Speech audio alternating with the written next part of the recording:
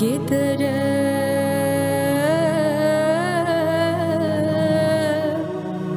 pahanad vihidina mini pahan pabasar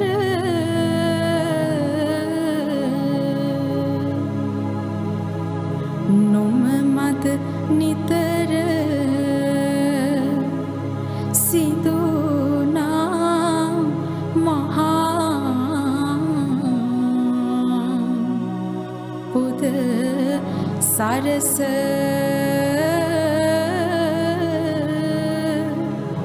පහද සිතින් වඳිනේ නමකර සතොස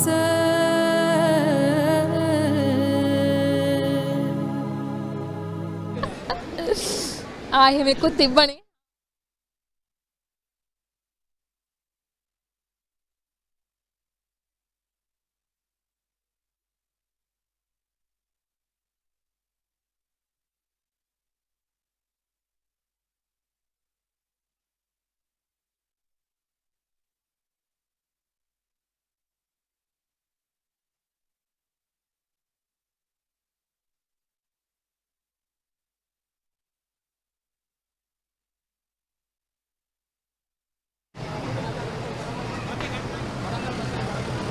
ආයුබෝවන් පින්සාර උරුමයක මහා පෙළහර මහනුවර ඇසළ පෙරහැර මංගල්‍යයේ පස්වන කුඹල් පෙරහැර සහ නොයිසේනම් අවසන් කුඹල් පෙරහැරයි ආකාරයෙන් ආරම්භ වුණේ.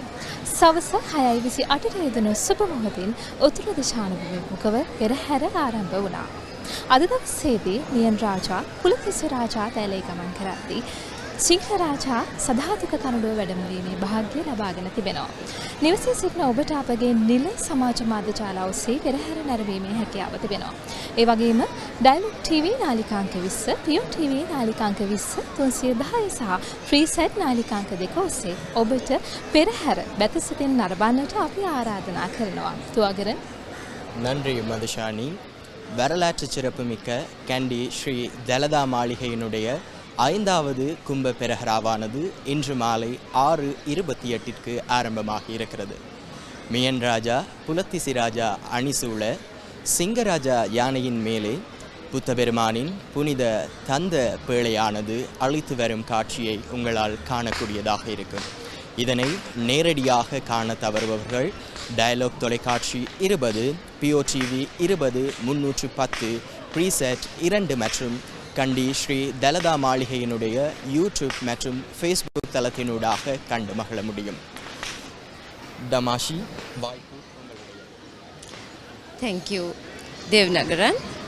Kandy, a city where history is not simply remembered, but the traditions, the age-old culture is taking the lovely moments throughout the years. The streets of Kandy are getting prepared to witness the 5th and the final Kumbal procession of Kandy Esala Perahera. Tonight, the sacred relic casket will be carried by Singharaja, accompanied by Pulatisi Raja and Miyan Raja. While the streets of Kandy, the devoted spectators are ready to witness the Kumbal procession. Those of you who are at home can still be watching the Perahera on Pure TV, channel number 310, 20, Dialogue Television, channel number 20, Freesat, channel number 2, and all the social media platforms of Sri Dalada Maligawa. The final Kumbal procession has already commenced at the auspicious hour of 6:28 p.m. towards the auspicious direction of north. May the blessings of Kandy Esala Perahera be with our beautiful nation. Stay tuned with our live streaming. Dalada Samidu Pihitai. We are delighted to welcome you to the special live broadcast of the final Kumbal procession of the Kandy Esala Perahera 2026, brought to you by the Media and Special Projects Bureau of the Sri Dalada Maligawa, Kandy. You are now seeing the Perahera officials obtaining the permission and blessings of the Diyavadana Nilame, the lay custodian of the sacred tooth relic, before commencing their street perambulations.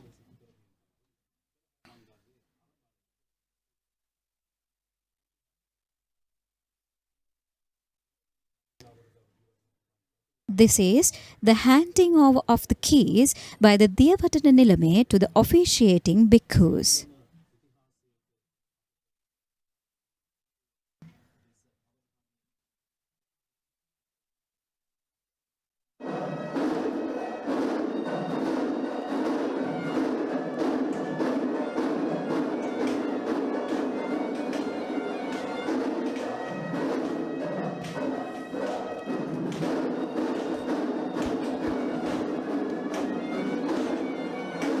We are now seeing the most venerated custodian prelate of the Askiri Mahavihara, Venerable Vendaruwe Upali Anunayaka Thero, who will be carrying the sacred relic casket to the ceremonial tusker under much veneration amidst the offering of light, sounds, scents and flowers, all the way from the upper chamber till it is placed on the awaiting tusker.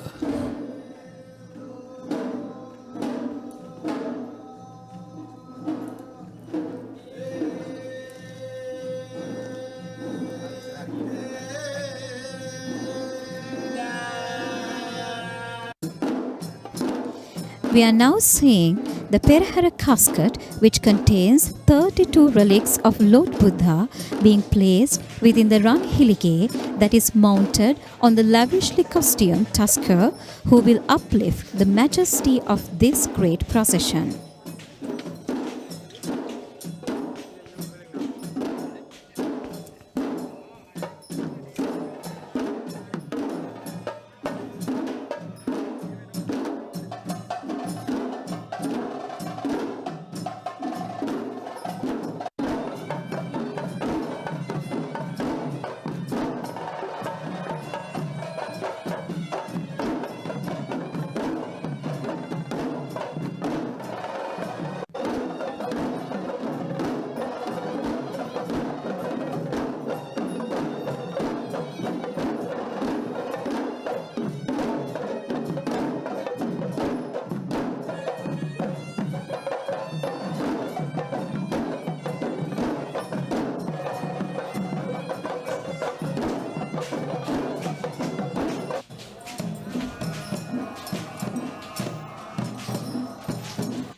This is the devout moment when the royal tusker shall step majestically down from the Mahavahal Kada, the main entrance, onto the Sandakala, the moonstone, amidst the tune of traditional Nagasingham music in preparation to parade the streets of the Kandian city.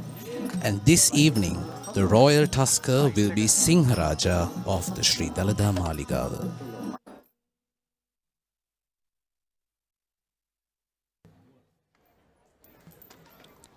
You are now witnessing the special live broadcast of this fifth and final Kumbal Perahera that is brought to you by the Media and Special Projects Bureau of the Sri Dalada Maligawa.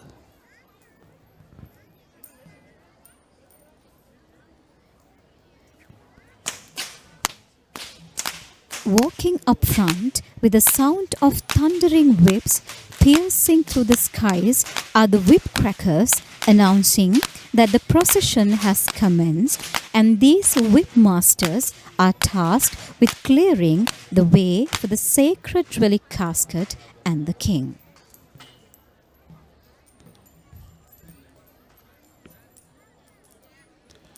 When looking back at history, in the ancient times, it was the ruling king who would parade the streets in the Perahera. But now it is the Devadana Nilame, the lay custodian of the sacred tooth relic of Lord Buddha, who will resemble the king in the modern day Perahera.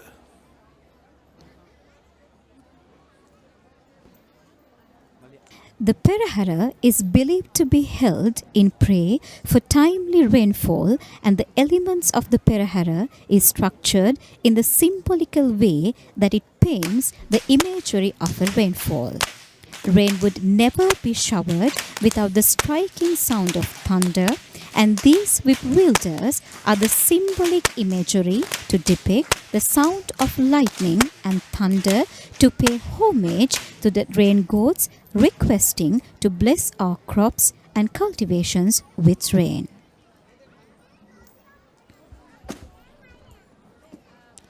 The whipmaster's duty is handed down from generation to generation of their clans, and only those who have mastered the art of whip cracking will be taken to participate in the Kandy Esala Perahera. According to traditions, a Perahera which does not have this pedigree are not even being called such.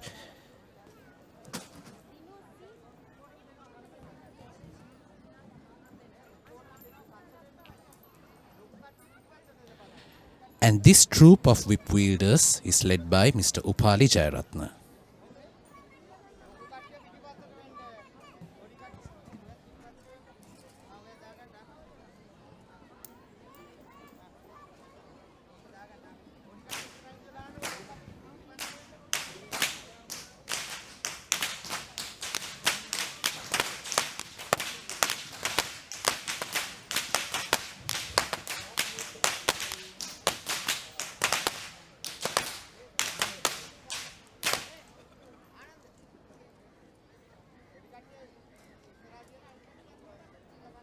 In single file, we see the whip masters carefully manipulating their whip that is nearly 7 feet in length and is made fully out of natural materials known as niyaga and navapatta, which indicates how traditions have been preserved and the authentic methods have not changed throughout the parading history of 1716 years.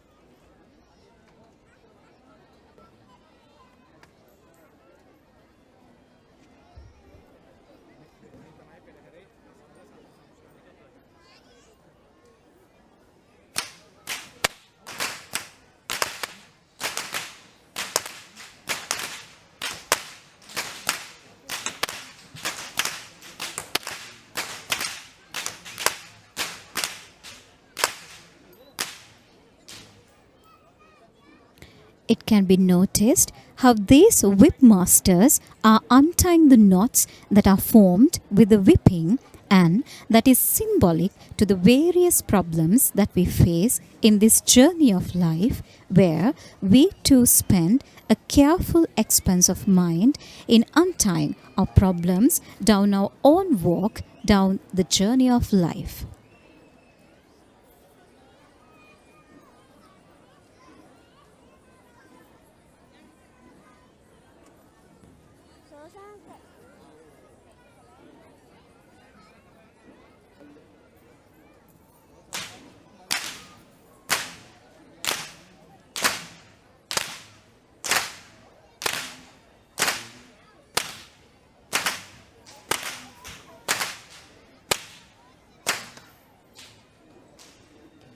Many onlookers who are seated around the city of Kandy to witness this Perahera can be seen throwing thousands of coins to the streets in the belief that this practice will ward off and evil from their loved ones and for blessings from the sacred tooth relic.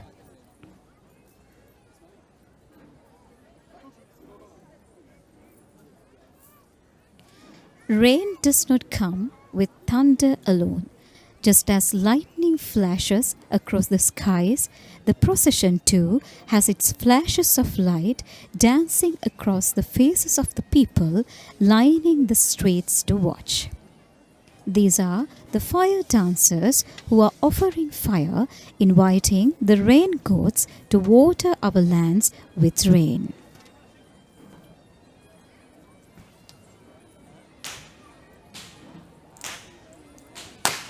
And this, the team of fire acrobats, is led by Mr. E.D. Tilakaratna.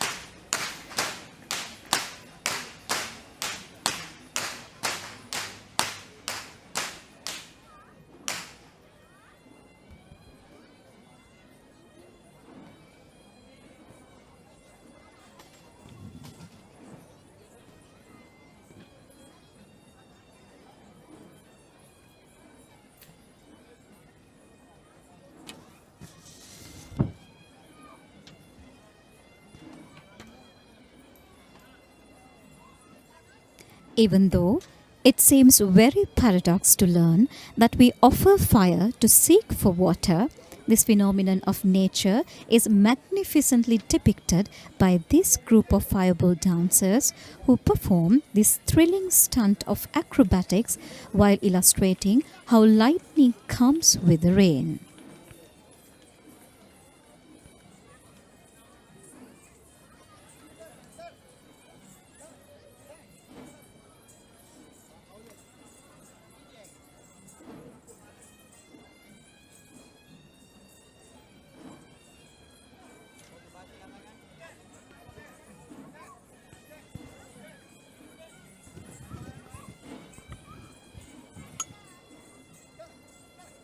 The turning of fireballs is called Pandam Paliya, which paints the night with varied patterns of light, using both hands and feet, along with thrilling episodes of fire stunts. Back in history, Kandian performing arts have been classified into 5 variants which were known as the Wahala Ilangama, Singakkara Ilangama, Tambarapittukkara Ilangama, Natum Ilangama and Kavikara Maduwa. Interestingly, it was the king's order that all 5 of these classifications must be performed in the Perahera, which is a royal order that is still being obeyed since the ancient times till the modern days.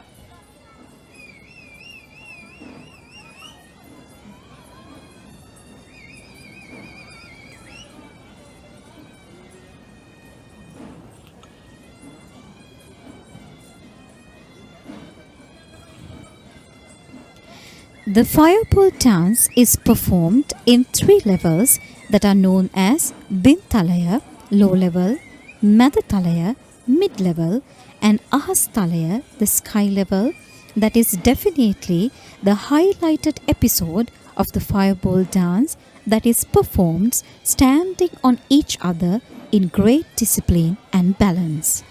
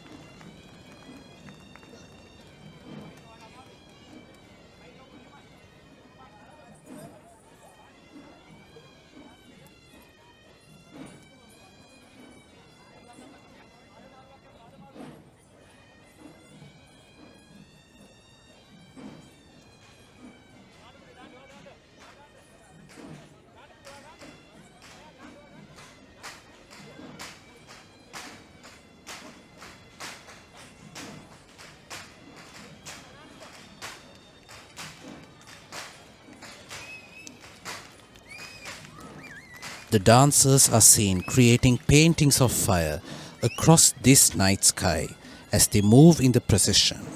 For the children, it is fire play, but for the experienced elders, it is a devout and committed fire offering.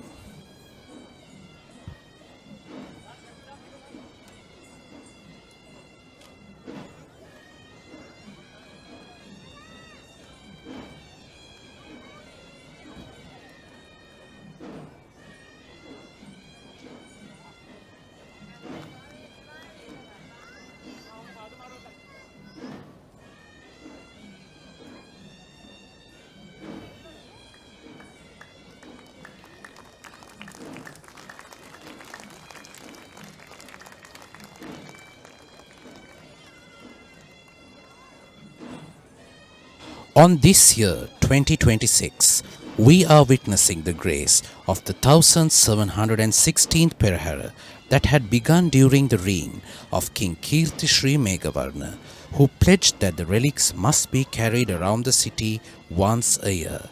And this tradition still continues, followed by the succession of many ruling kings, prime ministers, and presidents of our country.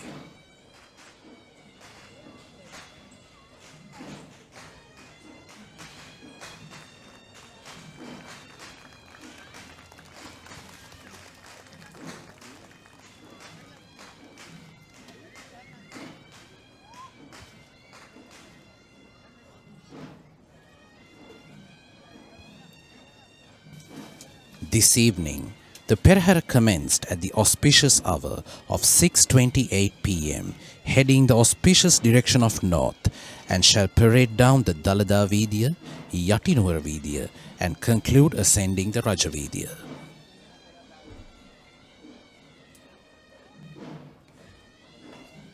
Next in line of the procession are the Buddhist flag bearers who are clad in white national costumes, who are carrying the most respected flag of Buddhism while being preceded by the national flag of Sri Lanka.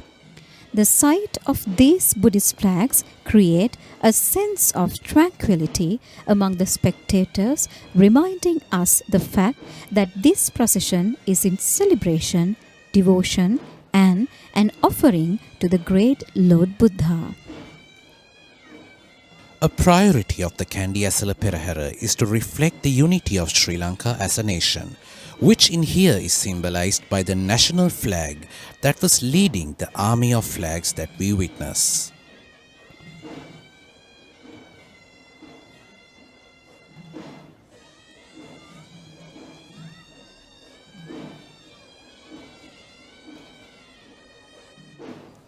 The flag bearers we see here are the inmates of the Maligawa open prison camp who have been staying in this segment in the Perahera for many years.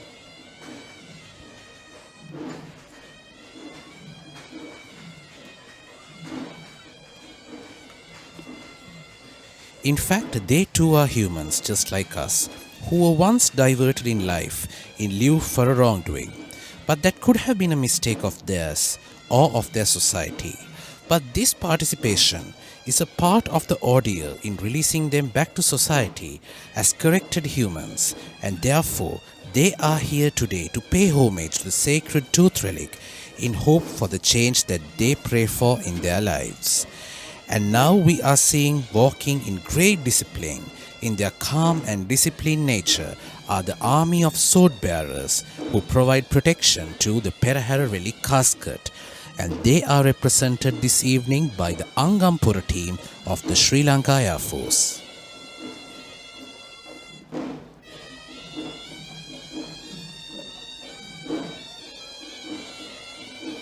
Clad in white sarong and a white headdress, this army is seen carrying the raised swords, not in warfare, but in a disciplined walk of calm serenity. The symbolic idea of these sword bearers is a historic protection that is provided with utmost might to the sacred tooth relic. For those who know about the history of the sacred tooth relic would be patriotically proud of our history and the heroic personalities who always protected the sacred tooth relic with highest levels of bravery.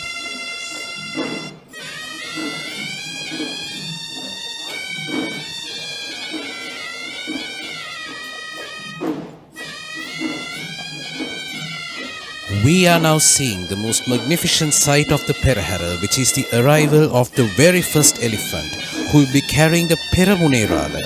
It is the norm of the procession that the Peramunerala, or the front runner, is the first person on elephant back, and no officials or elephants are permitted to parade before the Peramunerala. And leading the way is the elephant Banda, belonging to the Honourable Diyavadana Nilame of the Sri Dalada Maligawa, Honourable Pradeep Nilanga Dayala. Clad in the traditional white costume that comprises of the white jacket and triangular hat, the Peramunerala comes into view carrying the secretarial scroll known as the Lanka meteor, which is encased in the long cylindrical silver casket. The particular scroll that is encased in this casket is made of ola leaves, a traditional form of paper of the native Sri Lankan. That this scroll contains a full description of the procession, royal duties and assets affiliated to the Sri Dalada Maligawa. And the duty of the Peramunerala is to inform the citizens of the country that the procession is being carried out in compliance to the directives of the scroll.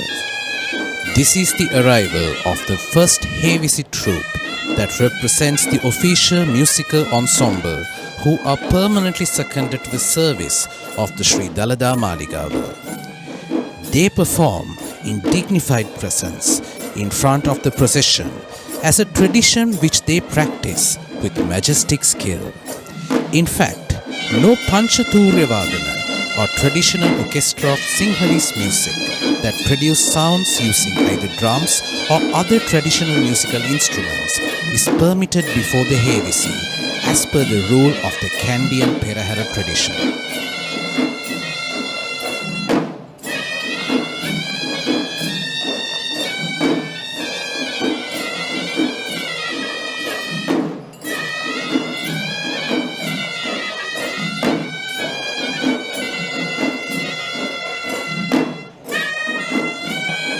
Sri Lanka is rich with its own genres of traditional music, and Hevisi, which is dignified as the authentic sound of Sri Lanka. The history of Hevisi takes back to the time when the sapling of the Jayasri Mahabodhi tree was brought down to Sri Lanka by Sangamitra Theremi, and this evidence marks the fact that Hevisi is the oldest traditional orchestra and Buddhist sound offering in Sri Lankan heritage.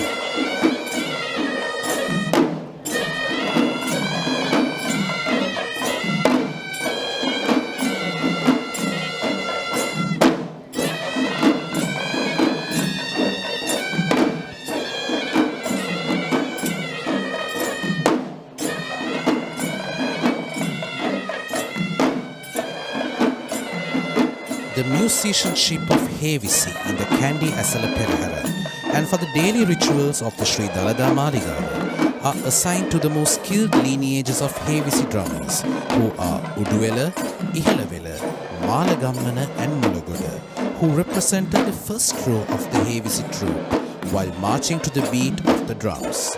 Apart from the key lineages, we also see the presence of other Hevisi lineages in this Perahera, representing Welletota, Moradanda, Hevavissa, Kahalla and Udupihilla.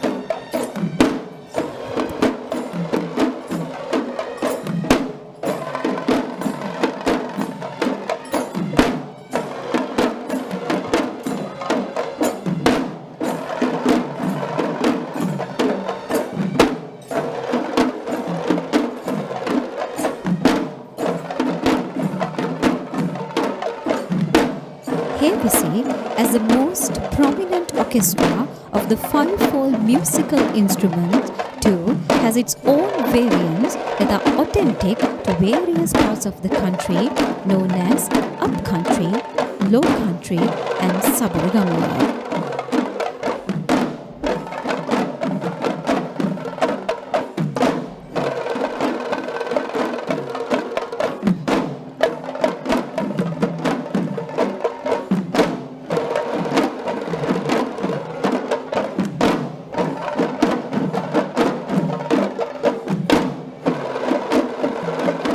The speciality of the Kandy Esala Perahera is the pure domination of upcountry traditional arts.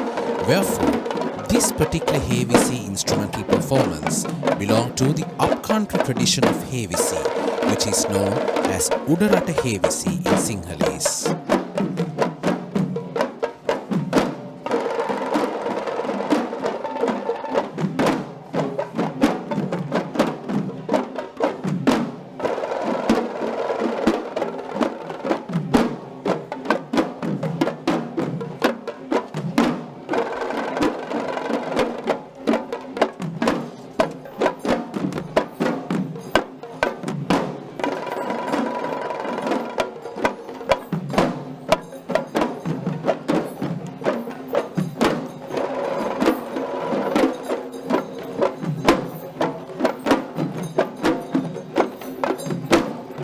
The cooling breeze that flow from the surroundings of Kandy from the Udavatta forest welcome the Perahera in great natural style.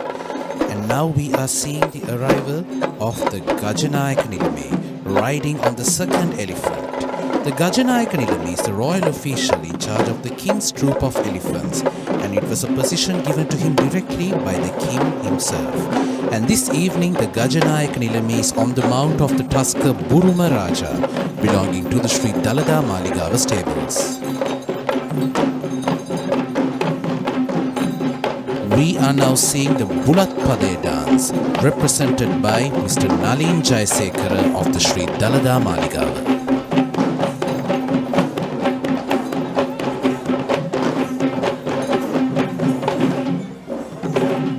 Bulat Padaya is one of the most serene dance performances of upcountry dance tradition, which provides a welcoming gesture to the audience.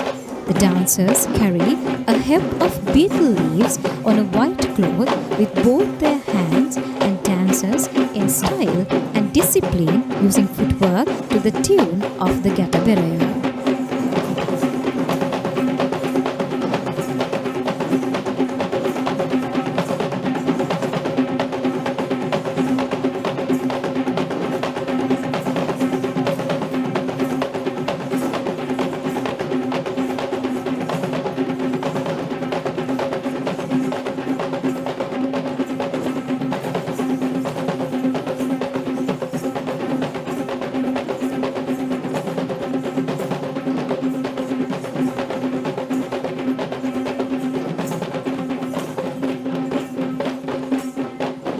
Bulat Pade is in fact a ritualistic dance that is performed in healing rituals or Shanti Karma across upcountry, low country and Sabaragamu traditions.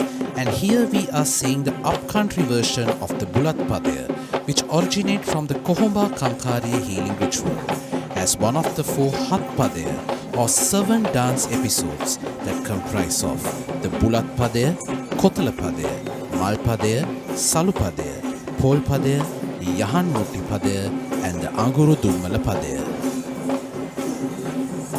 The motive of the Bulat Padaya dance is to welcome the gods to the ritualistic arena known as the Malyahana.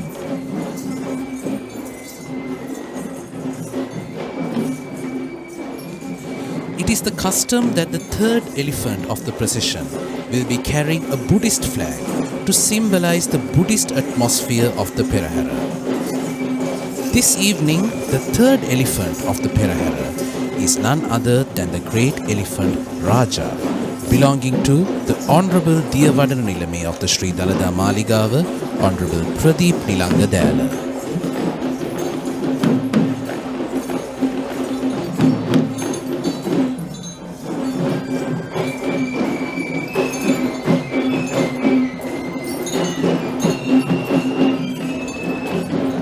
This is the Chamara or the Savarang dance performance, represented by Mr. Supun Vijay Vikrama of the Nalanda Buddhist College of Pallekele.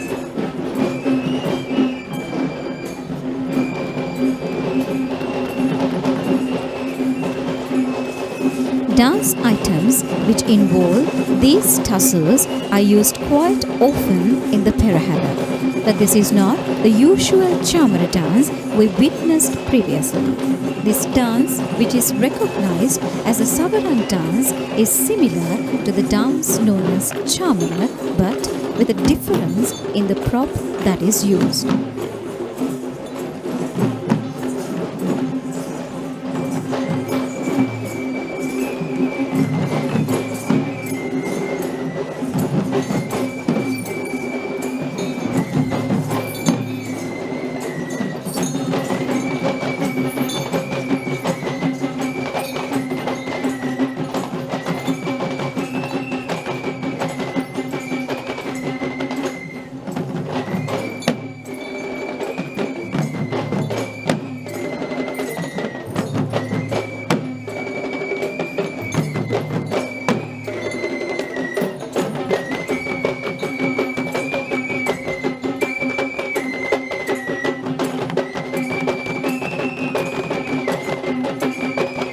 The Savarama, the main tool used by these dancers, consists of not one but 2 tussles attached on both its ends, which makes it a longer version of the Chamara instrument. However, the Savarama too is meant to serve the same purpose as a charmer, which is to fan and cool the impending icon of worship, which was traditionally the king and today the relic casket of the ritualities of goat.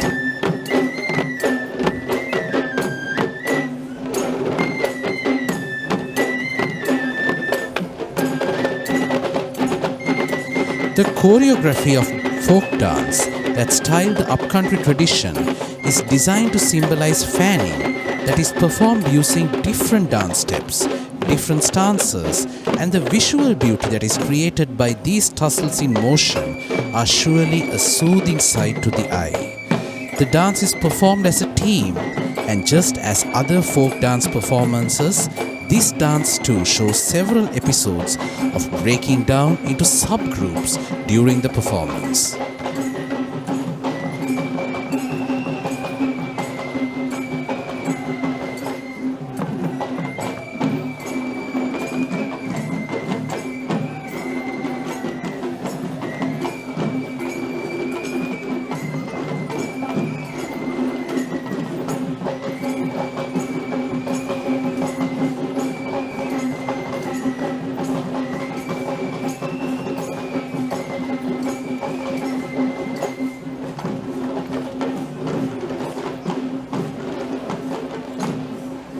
The brass umbrella that is carried by this official is signifying protection to the impending relic casket, and this official is being carried by the tusker Janaraja belonging to the Sri Dalada Maligawa stable of elephants.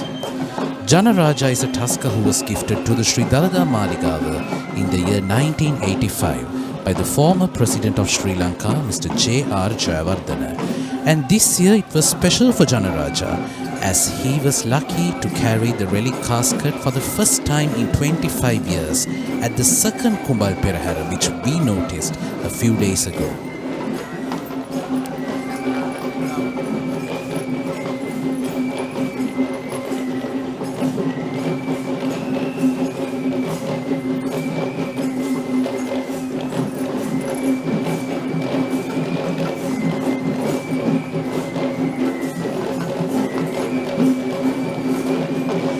An ancient poem translated from the book Sangarajawatha recites the story of the Kandy Esala Perahera as follows.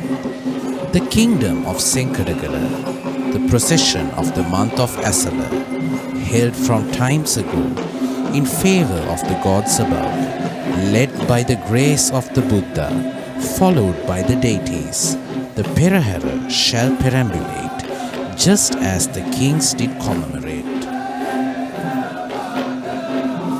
The Nayandi dance is one of the most significant dance performances of the upcountry tradition that holds a very prominent position in the Kandy Esala Perahera, especially during the Kumbal Perahera festivities.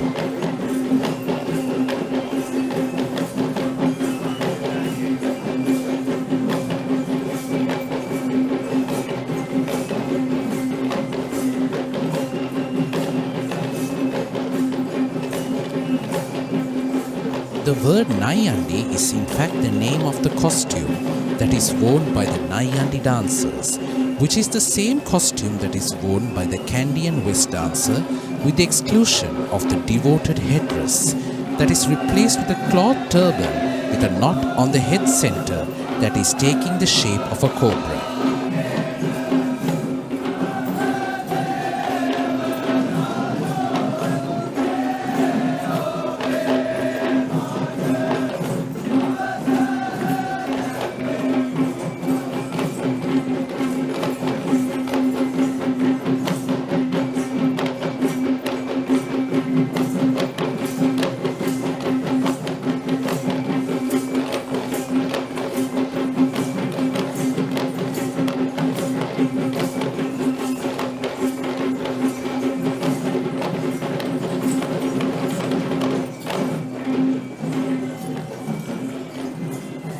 And this Nayandi dancing troupe is led by Mr. Vasanta Gunatilaka and Mr. Vasanta Rajangala.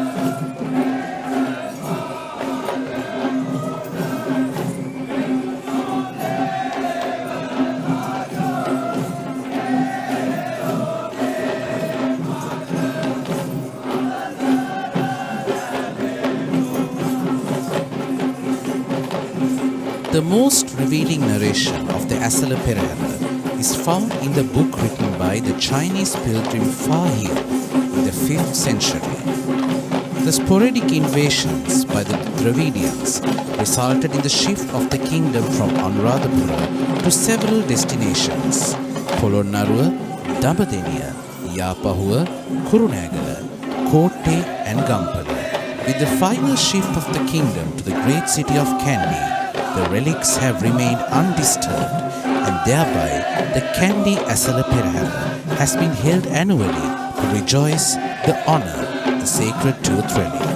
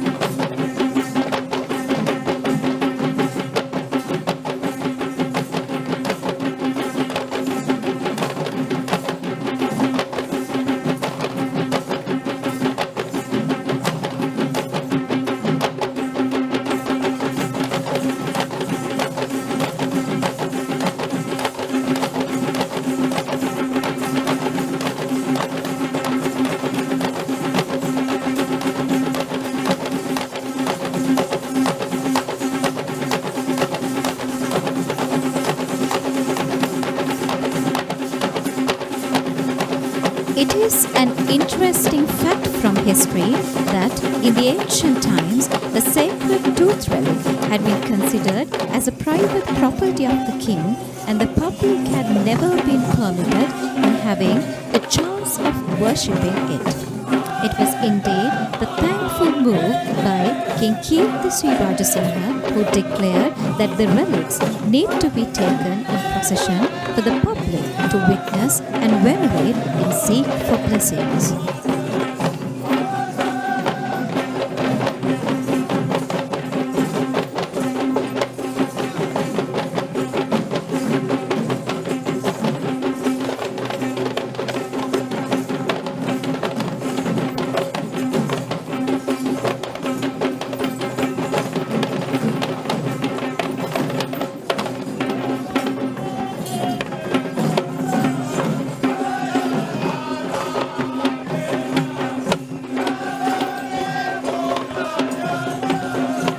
Among the many different weapons that are carried by these officials are the snake head canopies, once again signifying protection to the impending relic casket, which is now carried on the mount of the Tusker Raja, belonging to Venerable Alutnuwara Anuruddha Thero, the chief incumbent of the Kotte Rajamahavihara, representing the capital city of Sri Lanka.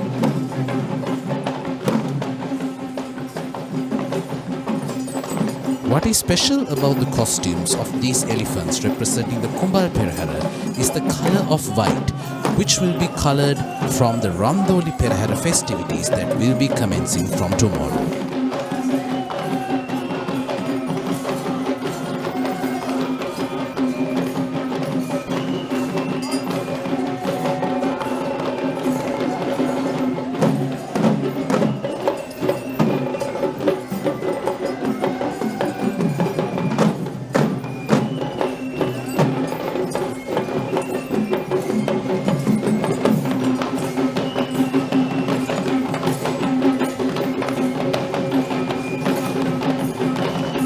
This is the Thalam dance performance, represented by Mr. Nimesh Sumanaratna of the Chandananda Buddhist College of Kandy.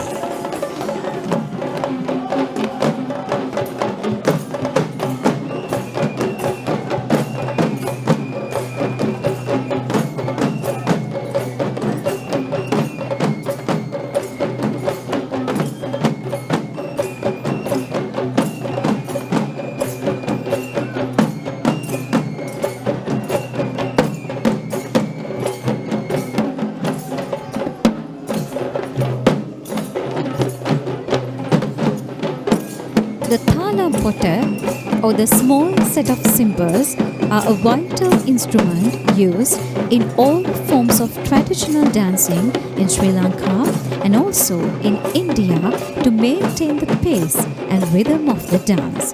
That is technically mentioned as a tit matra. But here, the thalam does consider these little cymbals in the main prop itself, where the dancers play the cymbals in the denoted rhythm, which aligns the footwork and hand movements accordingly.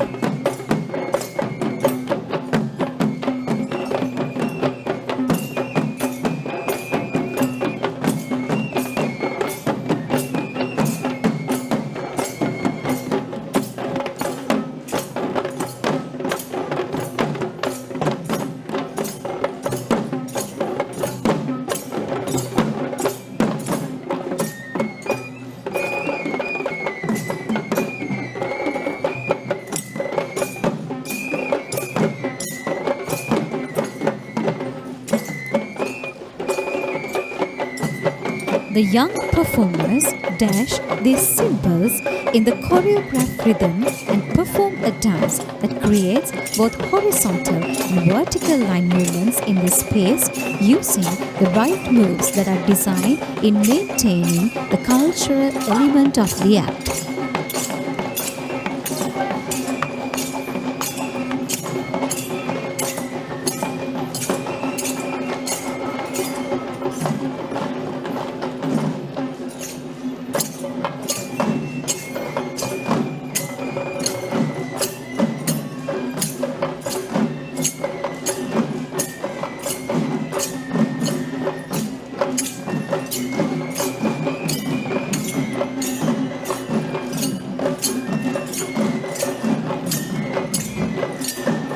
The Thalampata dance is recognized as a Gana dance due to the use of the Thalampata as the main dance tool, which belongs to the Gana variant of the Panchathuryanada. This evolves its way as a Gana Natuma due to the mere reason of how these artists dash their Thalam with each other as part of their dance performance.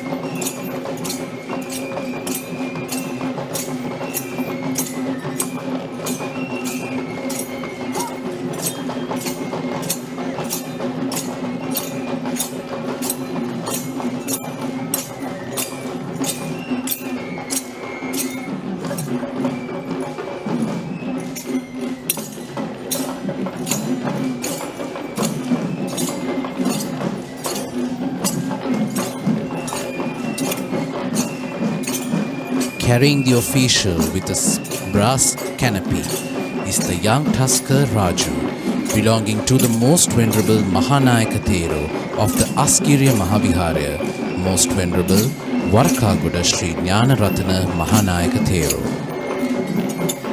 Raju is the first ever baby Tusker to be born at the Pinnavala Elephant Orphanage in the year 2006, and he was gifted to the Askiriya Mahaviharya in the year 2009 by the former President of Sri Lanka, His Excellency Mahinda Rajapaksa.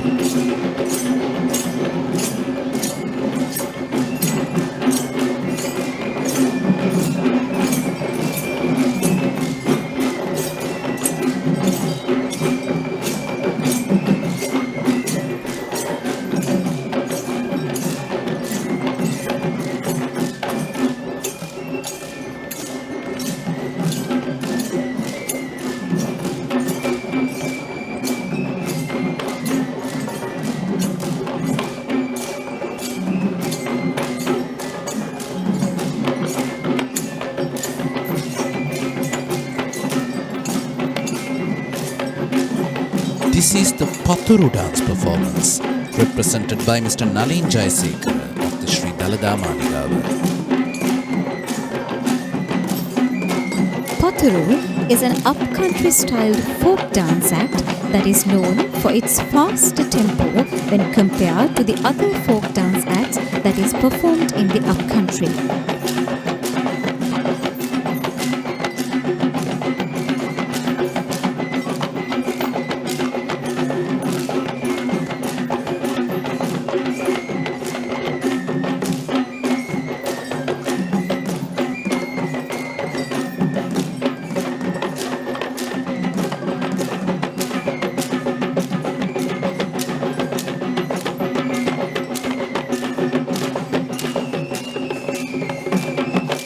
The dancers hold a set of wooden spinsters known as paturu on one hand, and they perform to the beat of the upcountry gatabere drum and the melody's flute, while clapping the splinters on various designated parts of the body.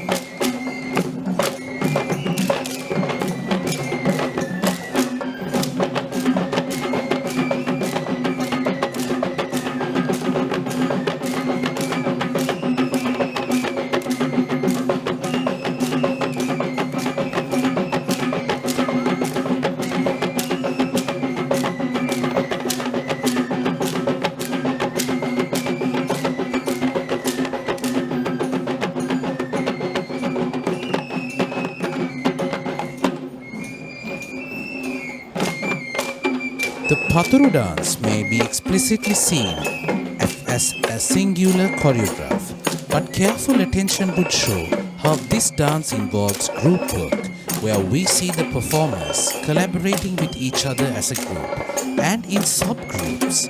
That would be the highlight of unity and harmony among the village group of Sri Lanka.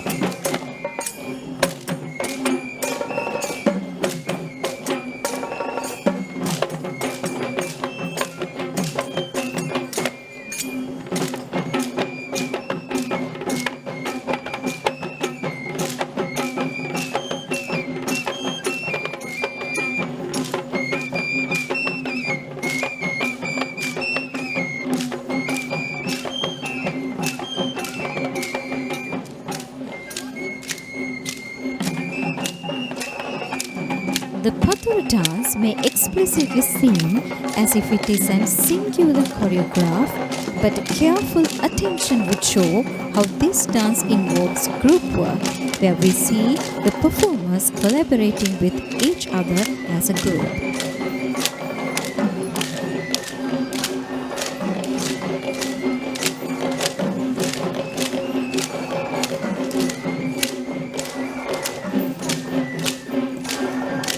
Speaking of folk dances in Sri Lanka, we are able to notice several notable characteristics such as simplicity, the group collaboration, using of props, enjoyment, and the recital of poems. In fact, the building blocks of rural folk dancing implies the social connections between the villagers, where the dancing acts too include several episodes of interactions among them. Coming into sight is the tallest elephant that we shall see in today's Perahera, who is none other than the great Tharaka, belonging to the bearer of the Sri Rankadu Pattini Devale of Kaduwela, Mr. Kularatna Wijetunda. Following Tharaka, we are once again seeing a Raban dance performance that is this time represented by Mr. Janaka Rajapaksha of the Central Nutra Mandalaya.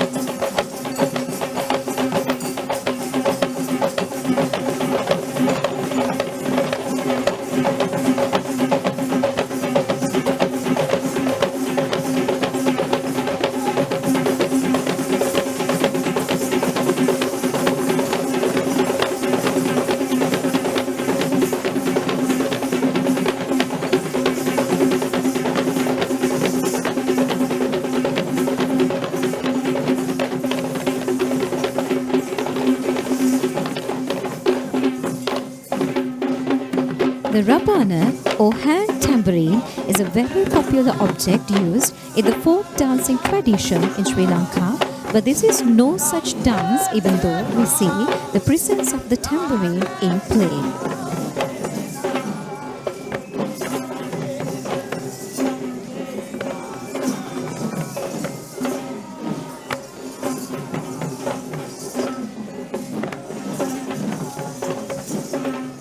There are many forms of Raban in Sri Lanka, where we have the Maharabana or Banku Rabana, which is a large drum that is played by multiple artists at the same time.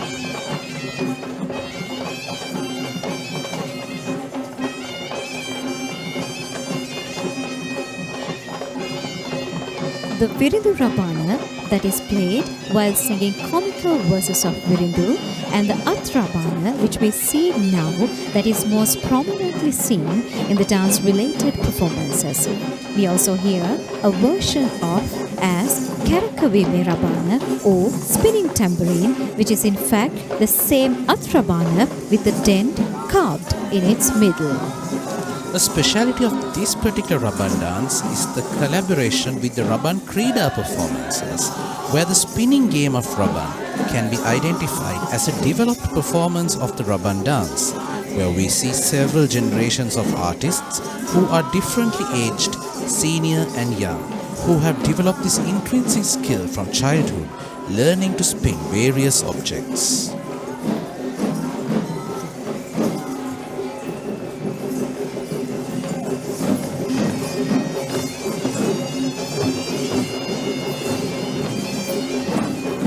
They spin the Raban in their flexible long cane sticks in great balance, and the highlighted episode of this act is when they throw the tambourines toward the sky and surprisingly catch the Raban back on their sticks or from their hand with no room for failure.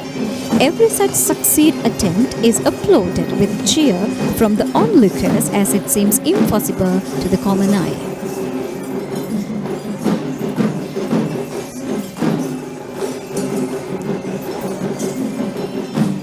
Symbolizing protection to the impending relic casket, we are seeing the elephant Muthu belonging to Most Venerable Warakagoda Sri Nyanratana Thero, the chief incumbent of the Muthiyangana Rajamaha Vihara in Badulla.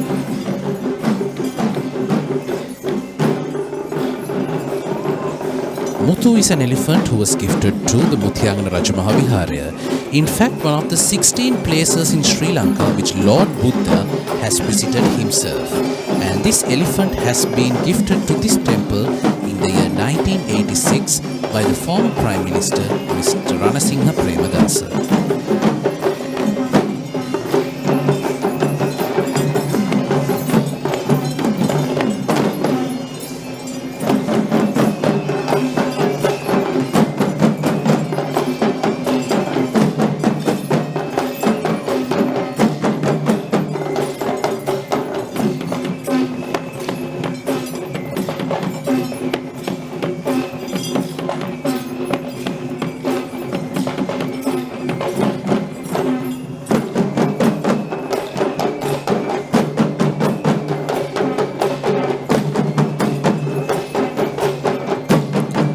This is the Lee Kelly dance performance, once again represented by Mr. Nimesh Sumanaratne of the Chandananda Buddhist College in Kandy.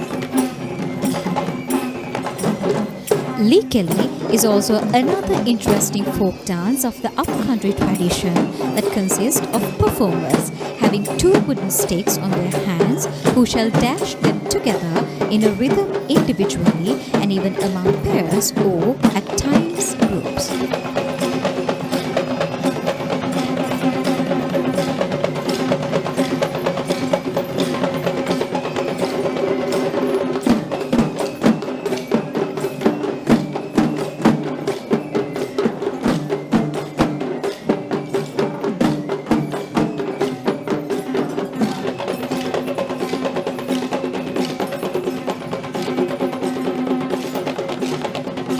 Being a folk dance itself, this dance too sets a village picture for the audience. But the origin of the exact movements performed can be guessed as the ancient practices of war battles among the folk lifestyles, as the name of the dance itself with the word Kelia translates to battle.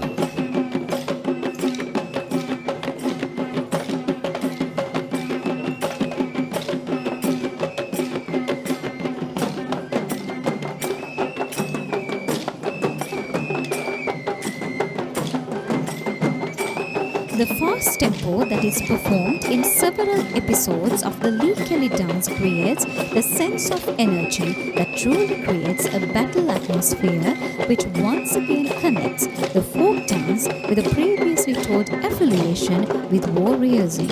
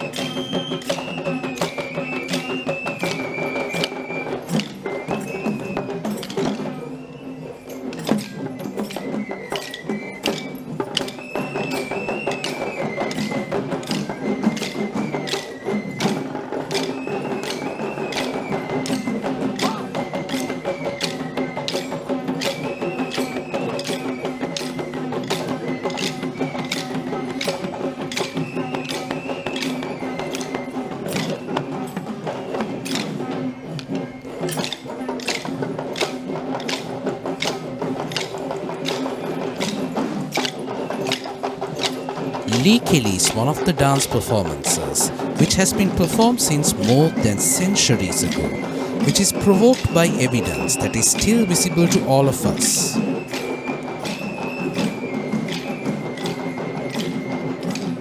In fact, the wooden carvings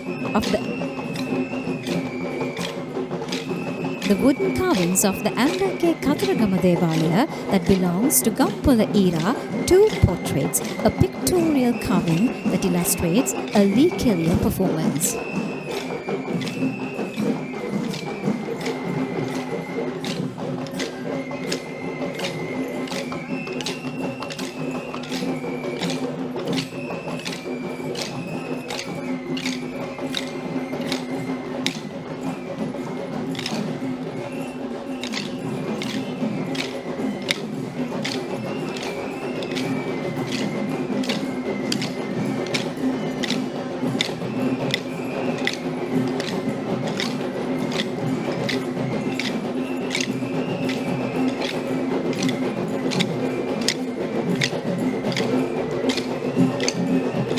This is the first time in this year's series of processions that we will be seeing the arrival of a female elephant in the Dalada Perahera, and this is Sita, belonging to Mrs. Nilanthi Veerasinghe of the Kandalama Walawuwa of Meerigama.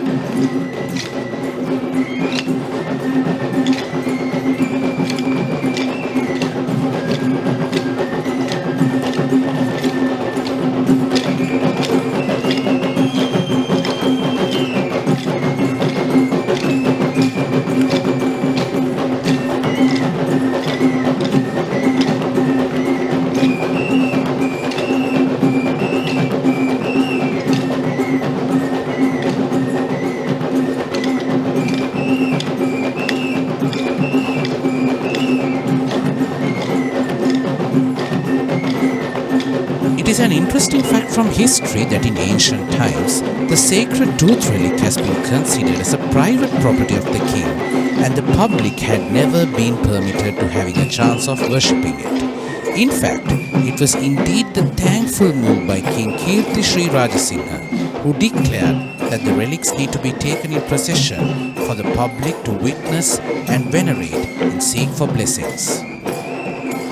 And now we see the mixed folk dance, which is led by Mr. P.C.B. Vijayasuriya.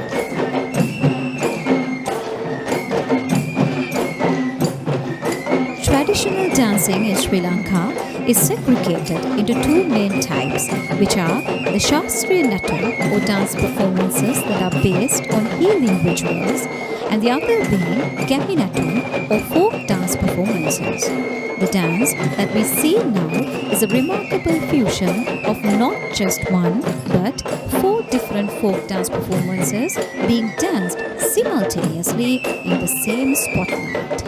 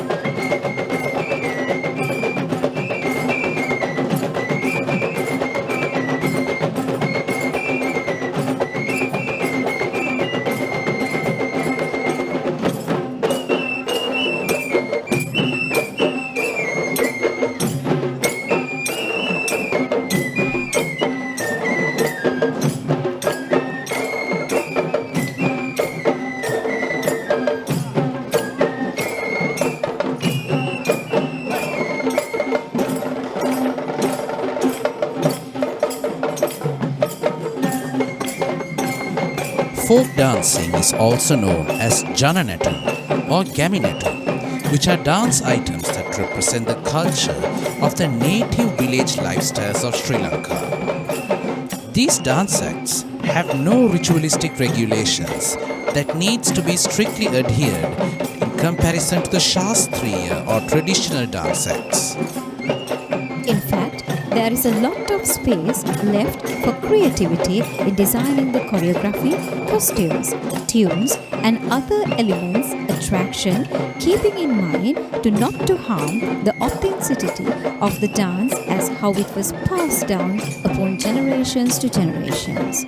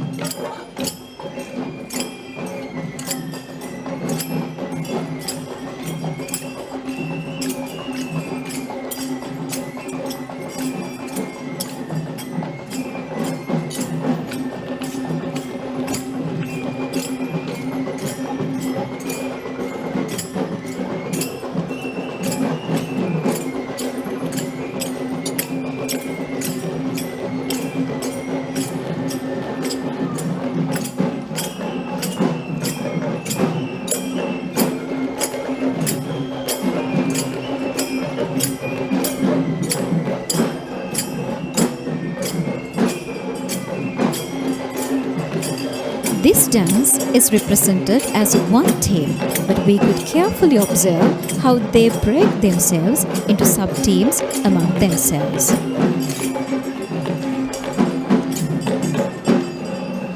This is the elephant Kandula Veera, belonging to Venerable Kanangava Narada Theru, the chief incumbent of the Sankapitti Purana Rajamahavihara of Kaduwela. In fact, he was once the mascot of the Sri Lanka army as Kandula IV, and then he was gifted to the Kaduwela Sankapitti Vihara in the year 2013 by the former minister, Mr. Bimal Veeravansha.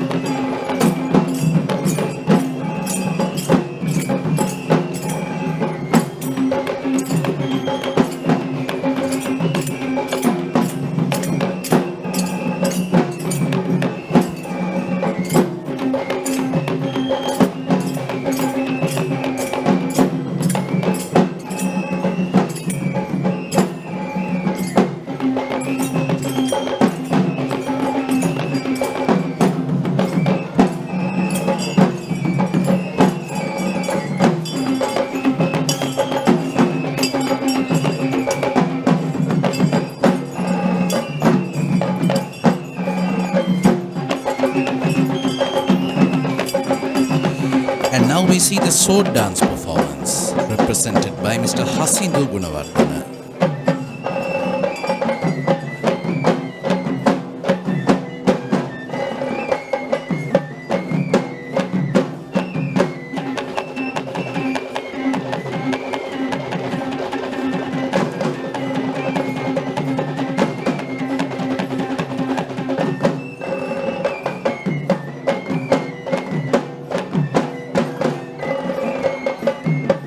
The Kadu Natuma or the sword dance is not at all meant to promote violence in this Perahera, that is meant to reflect the love, peace and care that is preached by the doctrine of Lord Buddha.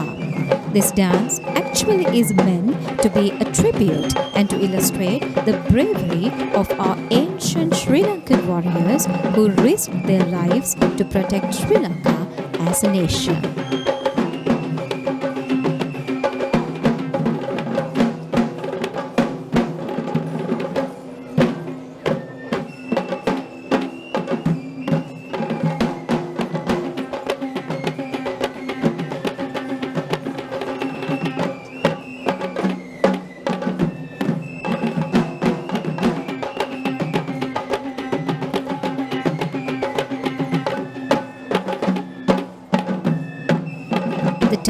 Is in fact a dramatic choreography of a dance which uses the props of the kadwa, the sword, and the paliha, which is the shield, where the dancers present a fictional battle that is displayed using these choreographed dancing steps, which are unique to the folk dancing style of the upcountry tradition. One could notice how the facial expressions of these dancers show an abundance of bravery and courage to ignite the true momentum of this play.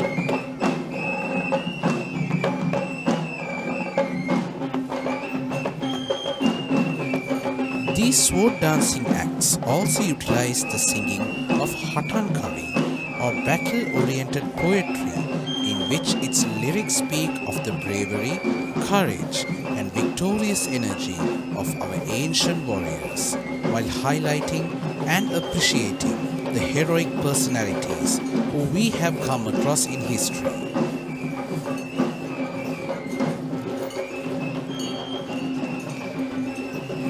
Following the sword dance is the majestic elephant Vijitaraja, belonging to Venerable Dimbulagala Rahula Lankara Thero, the chief incumbent of the Dimbulagala Aranya Senasaniya of Polonnaruwa.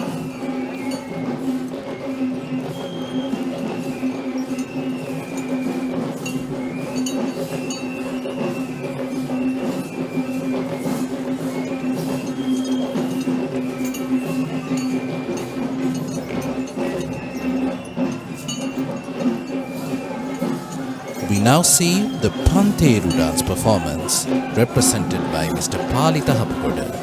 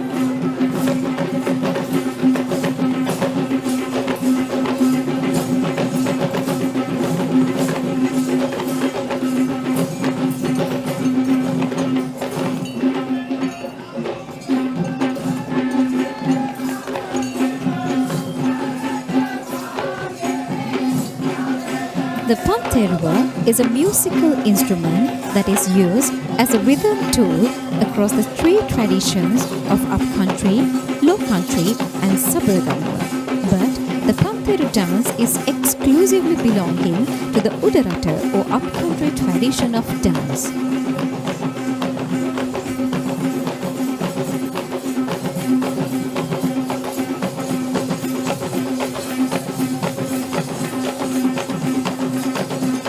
This instrument is a small brass circular frame castanet with 5 cymbals fixed to it, which gives a subtle metallic sound as it shakes.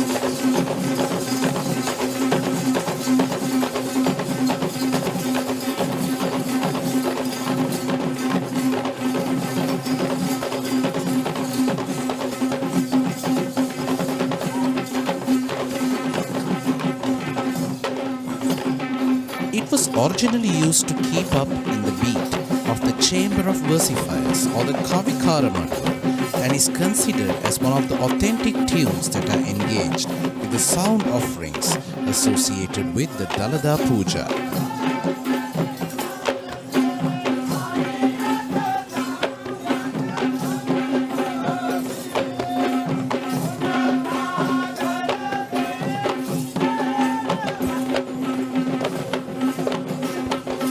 The Kavikaramattu is one of the 5 types of upcountry performing arts that refer to the chanting groups of the Perahera, which we will see today walking behind the royal tusker carrying the relic casket, as they will be chanting the virtues of Buddha.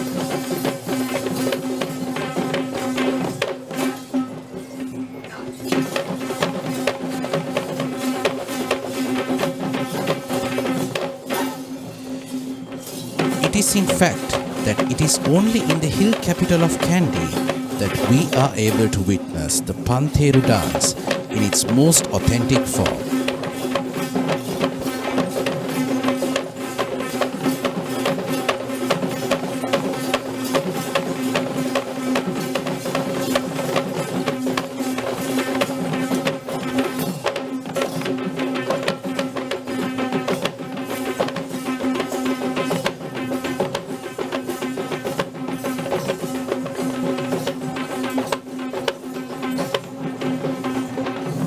The arrival of two tuskers give us a message that the relic casket is just on its way. And here we see the tusker Vasana belonging to the Ruhunu Maha Kataragama Devalaya of Kataragama, alongside with the tusker Sindhu belonging to the most venerable Mahanayaka Thero of the Malwatu Mahaviharaya, most venerable Tibbatuave Sri Siddhartha Sumangala Thero.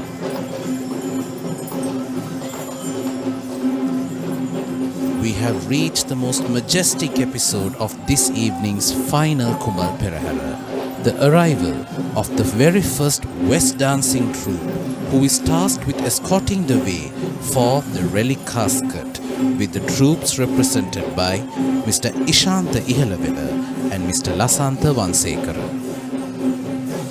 The most unique and most recognized presentation of the Kandian dance heritage is the most fully adorned West Natura or the Kandian West dancer. The Kandian dancer's skill and dance form have been considered as an authentic expression of Sri Lankan culture.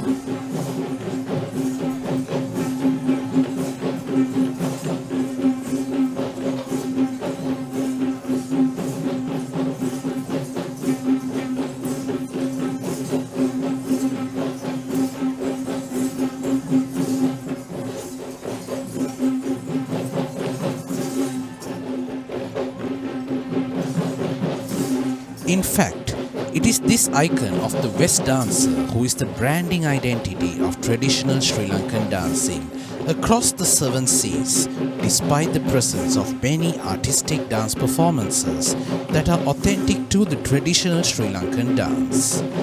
It is amusing to hear that it is the same picture that is illustrated on anyone's mind when they hear the phrase Sri Lankan dance, which we could certainly be proud of as Kandians.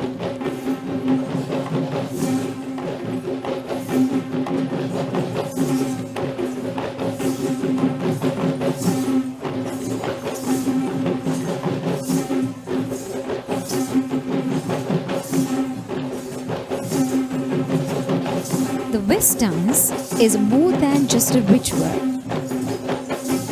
It is a sacred recitation for protection against misfortune. Therefore, the costume of these dancers are also considered sacred. This most glamorous costume symbolically represents the regalia of the King Malaya, the royalty who performed the ancient ritual of Hatapas Mangalaya, which is a heating ceremony that was held 2,500 years ago.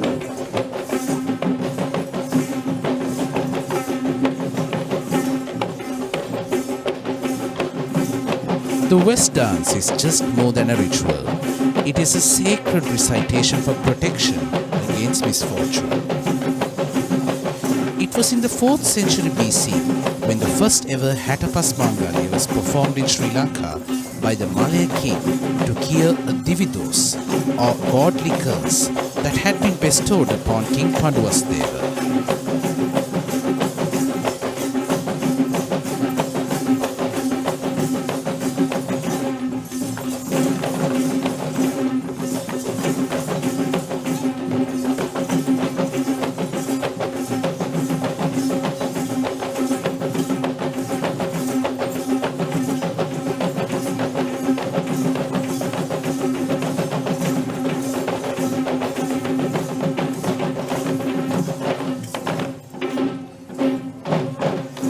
Panduvasdeva, who is in fact a descendant of King Vijaya, the Indian prince who discovered the land of Sri Lanka as Thambapani. The story of King Vijaya and his tribal wife Kuveni is in fact the birth story of the royal tradition of Kandian dancing, which is quite interesting to learn.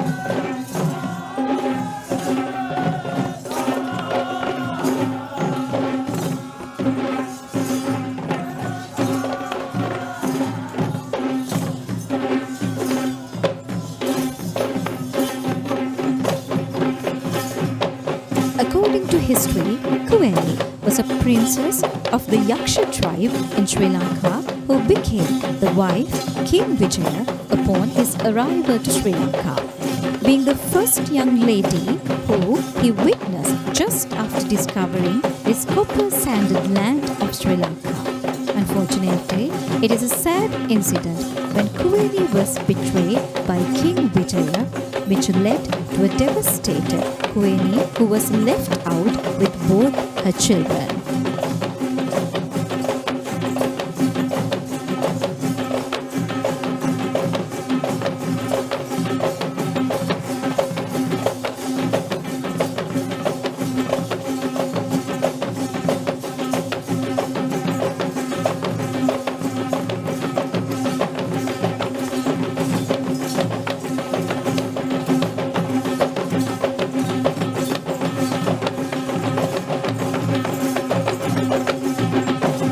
Dressed in the white Thupottiya costume is the Karya Karavana Korada, who is a royal official that holds responsibility for all engagements in regard to the offerings, the Perahera and the Relic casket.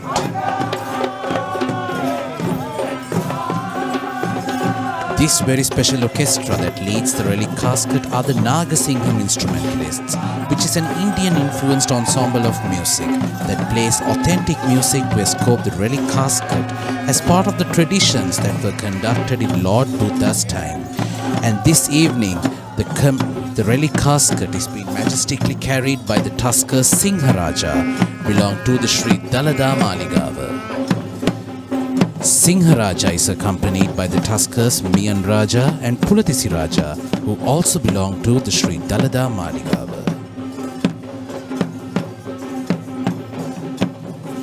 Let us now take a moment to feel the devotion and worship the sacred tooth relic of Lord Buddha.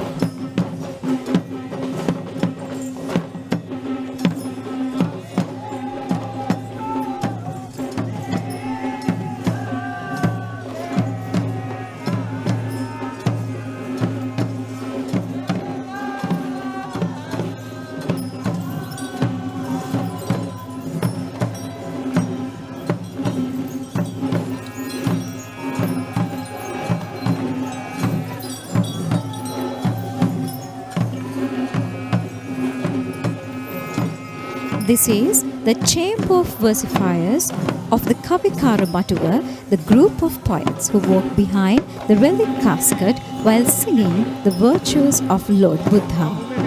These versifiers are holding several instruments including the Pamterva and the Udakiya, and the speciality of the Kavikara Maduva is that these versifiers shall only perform when the relic casket is taken out of the relic chamber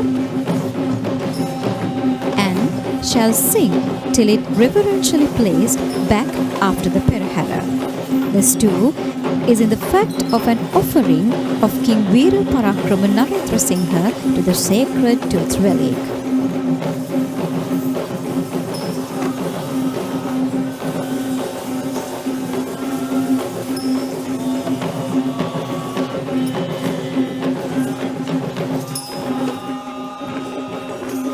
The second troop of West dancers of this procession is tasked with escorting the way for the Diyavadana Nilame, and these West dancers will be represented by Mr. Sanjeeva Verapitiya and Mr. Peter Surasena. The most unique and most recognized presentation of the Kandian dance heritage is the most fully adorned West Natuva for the Kandian West dancer. The Kandian dancer's skill and dance form have been considered as an authentic expression of Sri Lankan culture.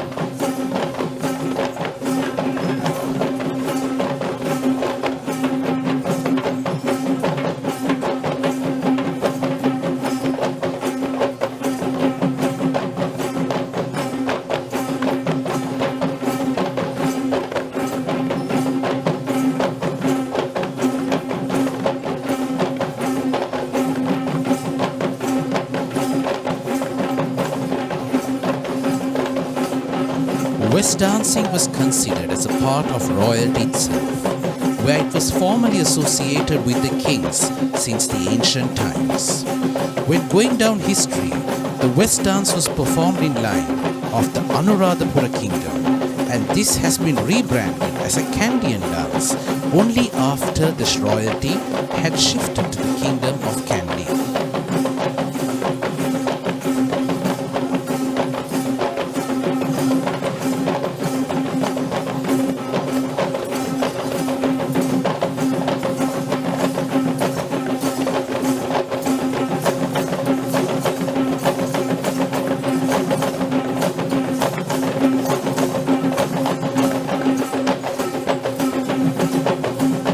The dancers who perform in this part of the Perahera are not just granted participants, but in fact they have been performing in the Kandy Perahera as lineages since the time of their great ancestors. We see the ancestral lineages of Talagahabuda, Verapitiya, Surasena, Bandara and Ihalavella, to name a few.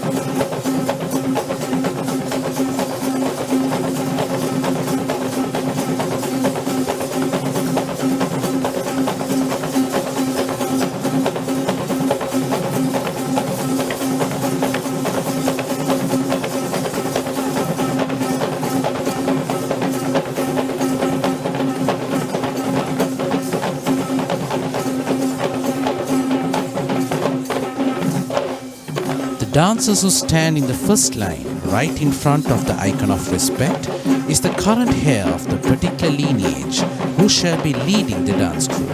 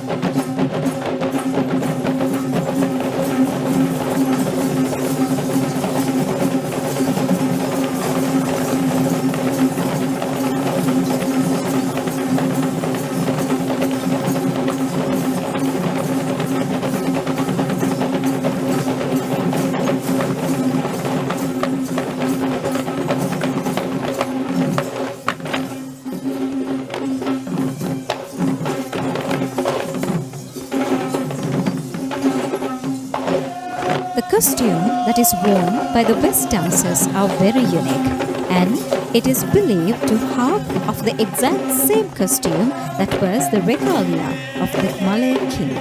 The colors of white and red take prominence as the only shades present in the West costume.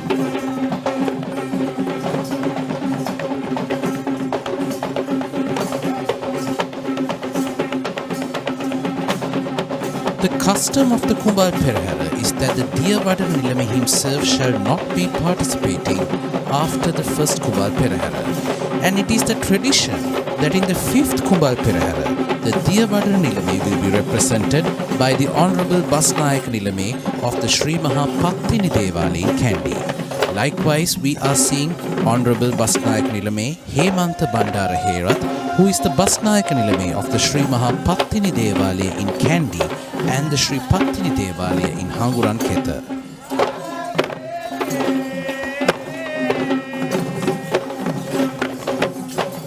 The Basnayaka Nilame shall be walking under the Mutukudaya or the Pearl Umbrella.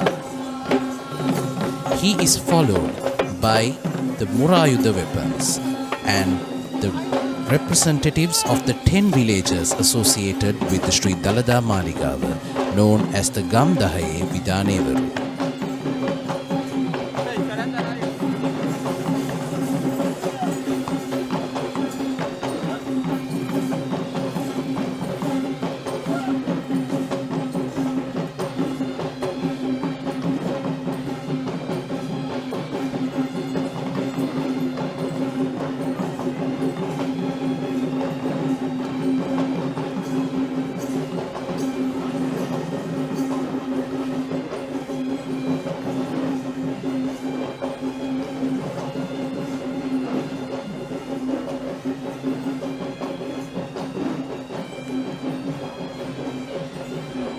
And that marks the end of the Dalada Perahera, of the fifth and final Kumbal Perahera of the Kandy Esala Perahera 2026, marking the commencement of the Sri Maha Natha Devala Perahera.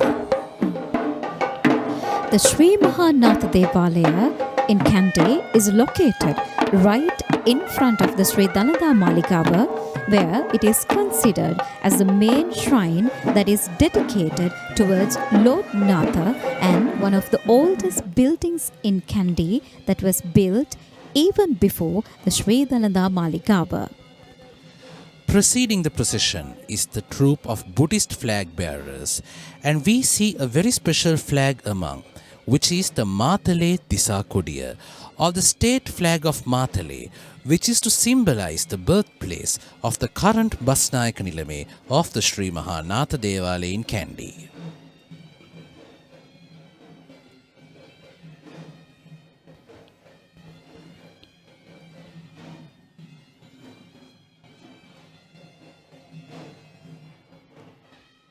The premises of the Sri Maha Natha Devalaya in Kandy is recognized since as the Jambodhya, or the land with luck, since the time of our ancestors, based on the indication by an ancient Brahmin named Senkada.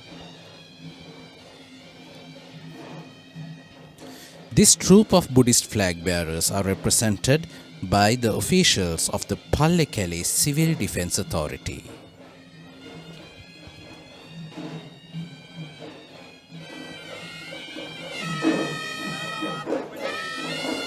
The colors displayed in the Buddhist flag represent the perfection of Buddhahood and the Dhamma, his preachings. The symbolic identities of the colors are illustrated as blue for universal compassion, yellow for the middle path, red for blessings, white for purity and liberation, and orange for the unshakable wisdom. Leading the way in the Sri Maha Natha Devala Perahera is the first elephant who will be carrying an official with the flag of Senkadagala or the Ravana flag. And this elephant was Sumana, belonging to Venerable Boralande Vajraknyana Thero, the chief incumbent of the Sambodhi Vihara of Colombo. Next we see the official Hevisi ensemble of the Sri Mahanatha Devalaya, who are led by Mr. S.Y.G. Priyantha Premalal Vijayaratne.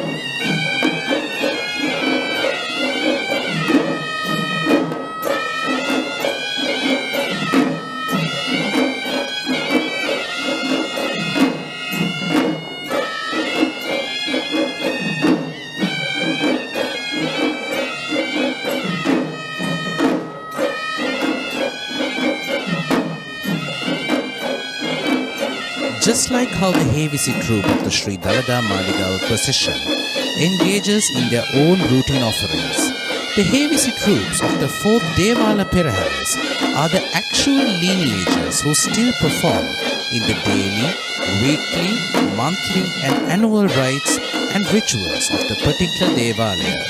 As Hevisi is not just a part of the Sri Dalada Maligawa's rituals, but is also similarly important to the offerings of the Devala shrines as the main Shabda Puja or offerings towards the respective god. Interestingly, the tunes that are played by these ensembles are the ones that are unique to the respective Devalaya.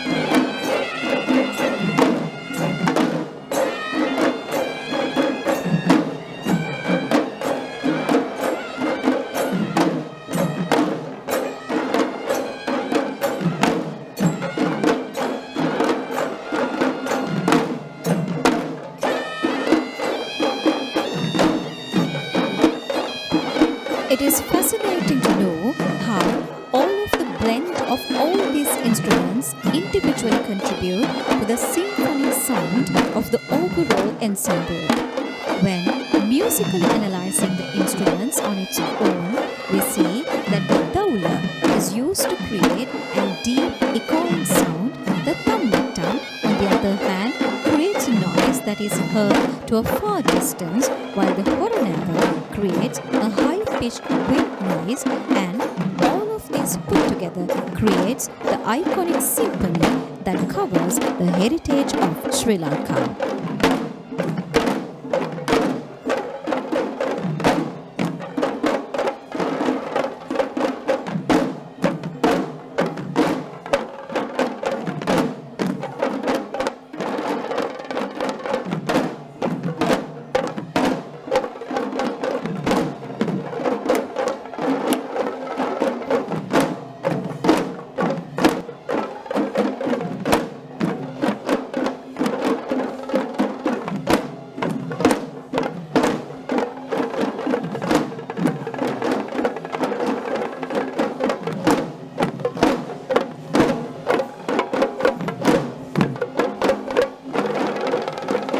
The tune of Havisi is believed to be spiritually healing the ill and creates immense satisfaction when being heard by a devoted person. Interestingly, many local and foreign visitors find it very soothing to stay within the Dalada Maligawa premises during the daily offering times or Tevala. We are seeing the second elephant of the Sri Mahanatha Devala Perahera, who is Deumini, belonging to Venerable Boralande Vajraknyana Thero, the chief incumbent of the Sambodhi Viharaya of Colombo.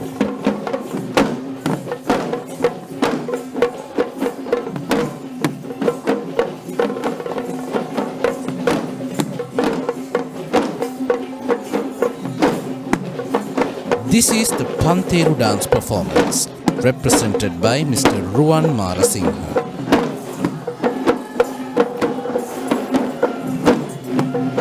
The origin of the Pantheru consists of several legends that are believed since the time of our ancestors.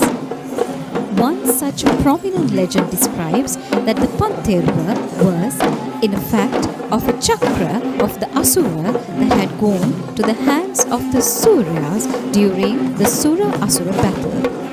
The battle between the gods and the demons as illustrated in the ancient epics.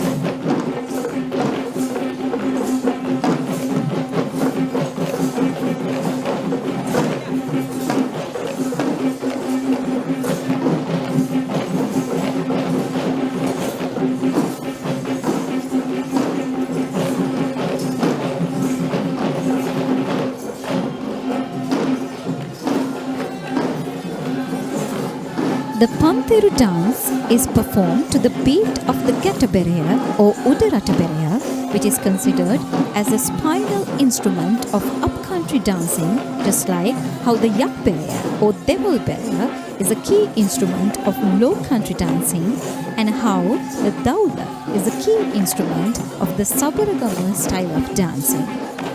This cylindrical drum with narrowing sides has knot in it, which is the reason why it is known as a Gataberea based on its Sinhalese translation.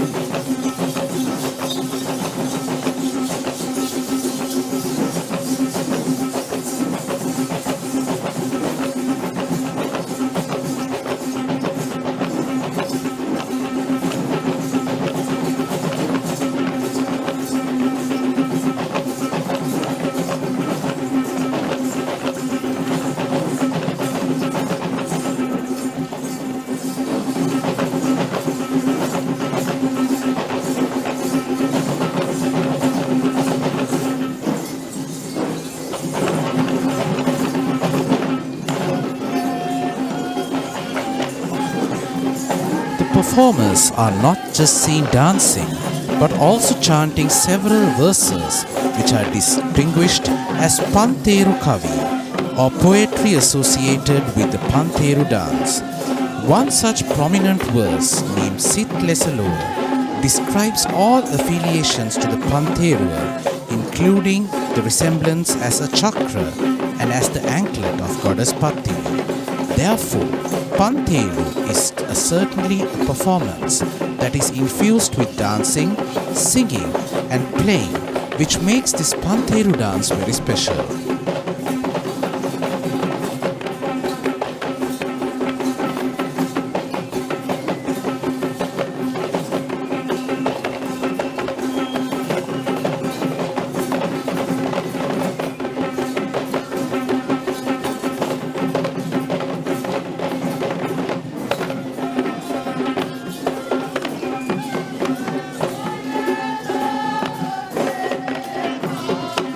Here we see the elephant Sudu Mahathya, belonging to the district judge Mr. Thilina Sulochana Gamage of Maharagama.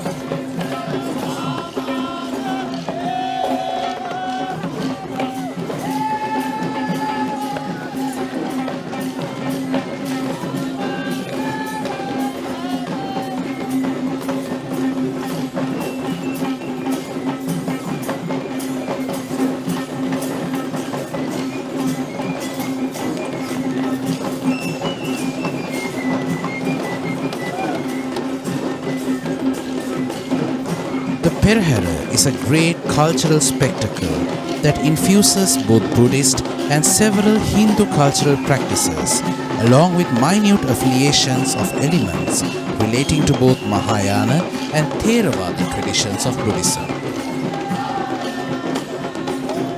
This is the Likeli dance performance, represented by Mr. MMP Upali Dharmaratna.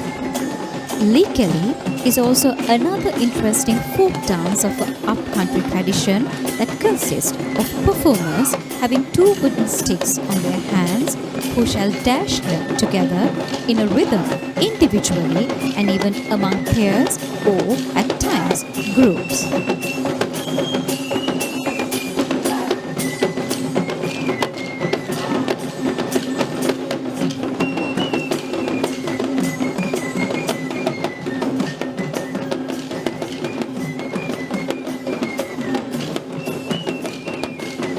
The well-known fact behind God Natha is the belief that he is next in line to attain Buddhahood as Maitri Bodhisattva, where he is also identified as Avalokiteshvara in the Indian cults.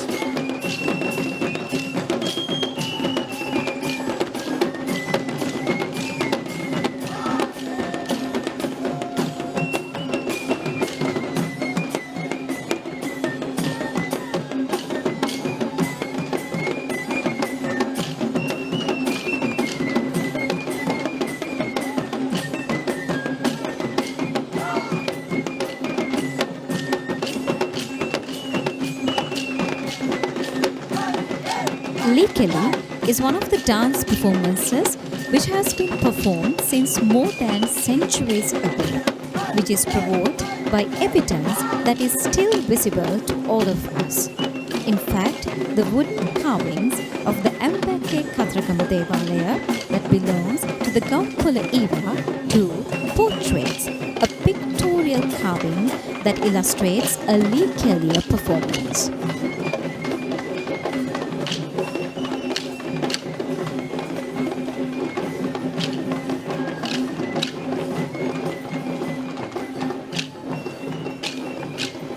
The iconography of God Natha is shown as a gentle young man of fair complexion who holds a lotus flower on his left hand. He is in fact famed as one of the most dominant gods associated in the hill country. And this is the elephant Lasanda, belonging to the Devinura Uttalavarna Sri Vishnu Devalaya.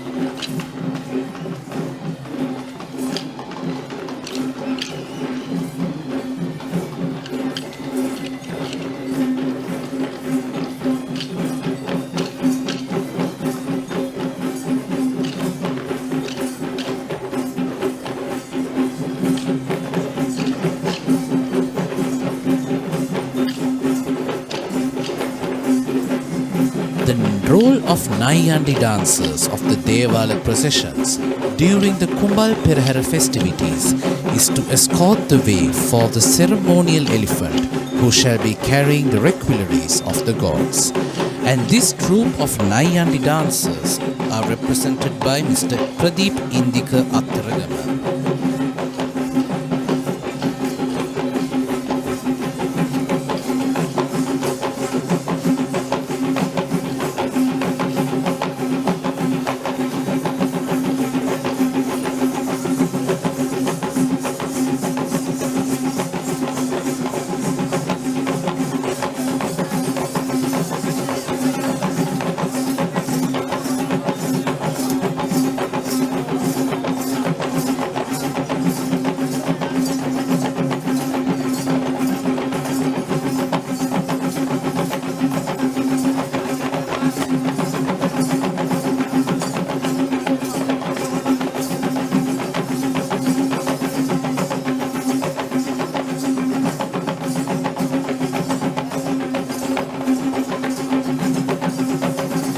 The Nayandi dance is said to be belonging to classification of Rupanatum due to its visual richness in attraction, and this dance is also known as Adaves, meaning half of the West costume, and at times even known as Tanikachi, that relates to the special head turban that is worn by the Nayandi dancers.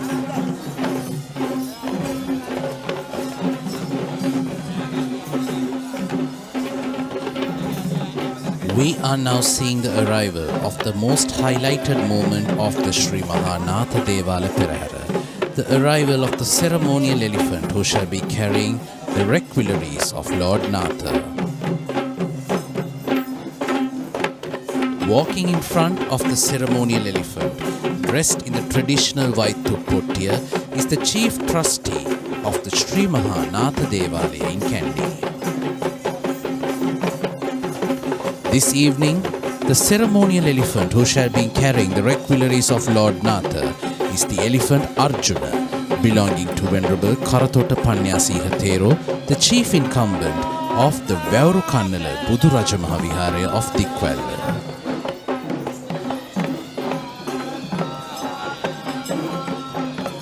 Arjuna is accompanied by the elephant Kandula, belonging to Venerable Devalegama Dhammasena Thero, the chief incumbent of the Tissa Maharama Raja Mahaviharaya of Tissa Maharama, and the elephant Kandula Tissa, belonging to the Ratnapura Mahasaman Devalaya.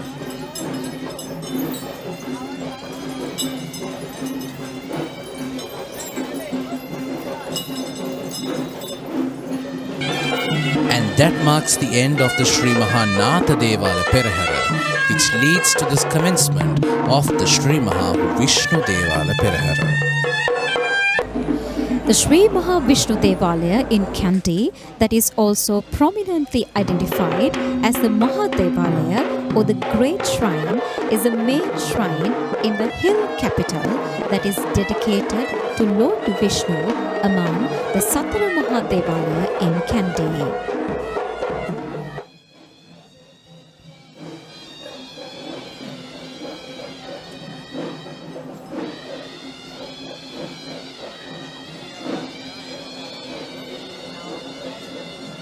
Leading the way of the Sri Mahavishnu Devala Perahera is the provincial or the state flag bearers, also known as Palatkudi in Sinhalese, who are represented this evening by the Civil Defence Authority of Pallekele.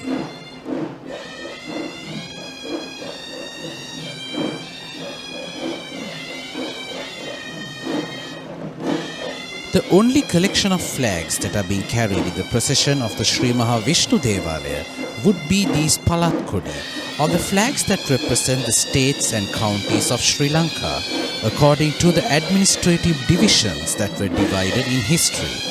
The reason why we see the state flags leading the procession of God Vishnu is to simply devote the fact that Lord Vishnu is the guardian deity of Sri Lanka, and his eye is being shadowed upon all of these states and counties represented by these flags. And now we are seeing the very first tusker of the Sri Maha Vishnu Devala Perahera, who is ceremoniously carrying the sun and moon flag, also known as the Irhanda Kodiya, on the mount of the Tusker Rama, belonging to Venerable Kollupitiye Mahinda Sangarakita Thero, the chief incumbent of the Kalaniya Rajamaha Viharaya. We are now seeing the heavy troupe of the Sri Maha Vishnu Devalaya, led by Mr. Saman Priyantha Aramegedara.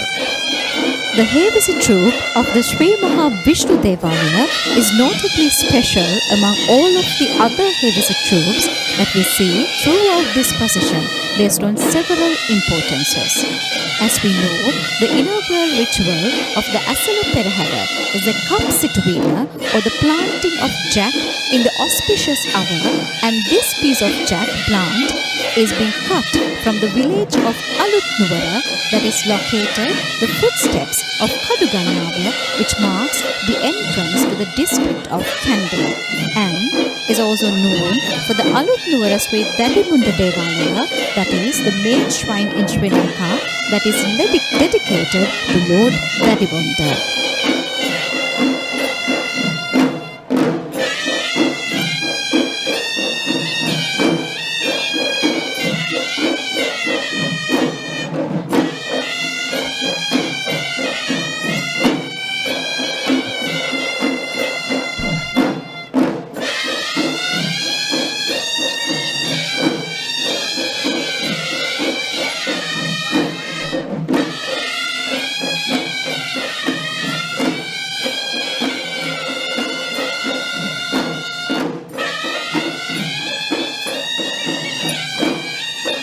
The fivefold musical instruments, as recognized by the Sri Lankan music culture as Panchaturyanade, is noted as Arthatha, which are instruments played by both hands, Vitatha, instruments played using sticks, Vitathathatha, instruments played using the hands and the stick, Gana, instruments that are dashed with each other, and Sushira, which are the instruments that are blown.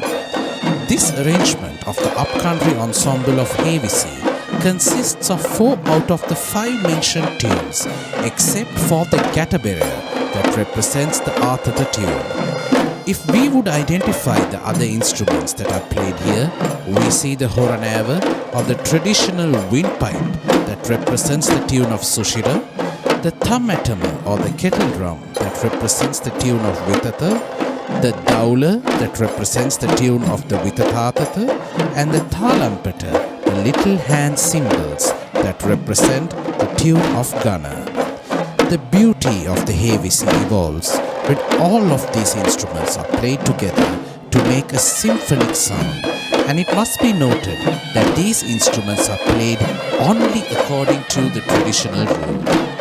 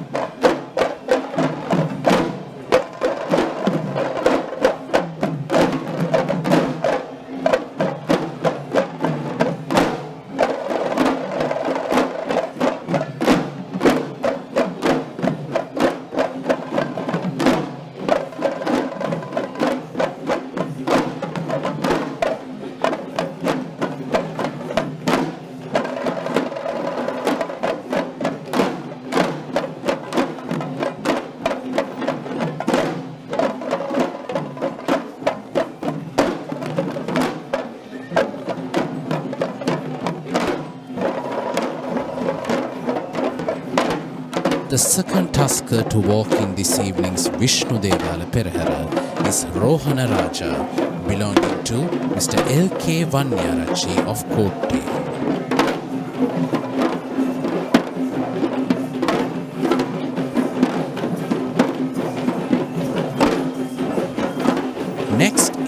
the Nayandi dance performance of the Sri Mahavishnu Devalaya, who are led by Mr. Sarath Ekanayaka of the Saraswati Aesthetic Academy, and interestingly representing the Mamulavala generation of dancing.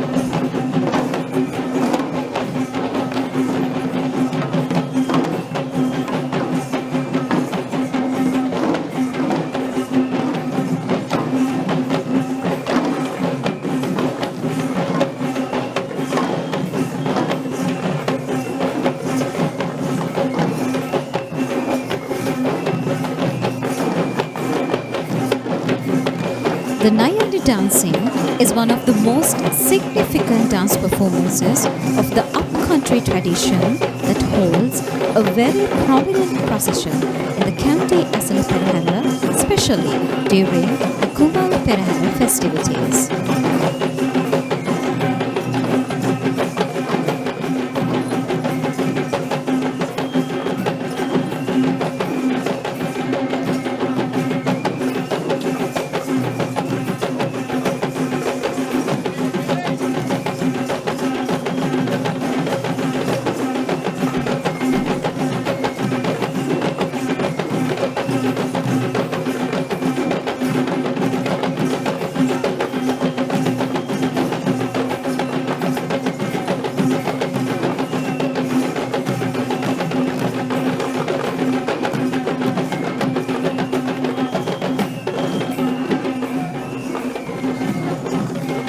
The speciality of Nayandi dancing is that this dance is primarily performed by primitive Kandian dance artists who have not yet been attained reverentially as a West dancer, and any dance artist who aspires to proud to be a Kandian West dancer should be a Nayandi dancer first. He is in fact one of the iconic elephants who will be always present at the Sri Mahavishnu Devala Perahera, the elephant Banda belonging to Mr. Sisira Samarakon of Narambala, who is prominently known as the elephant of Damnapola.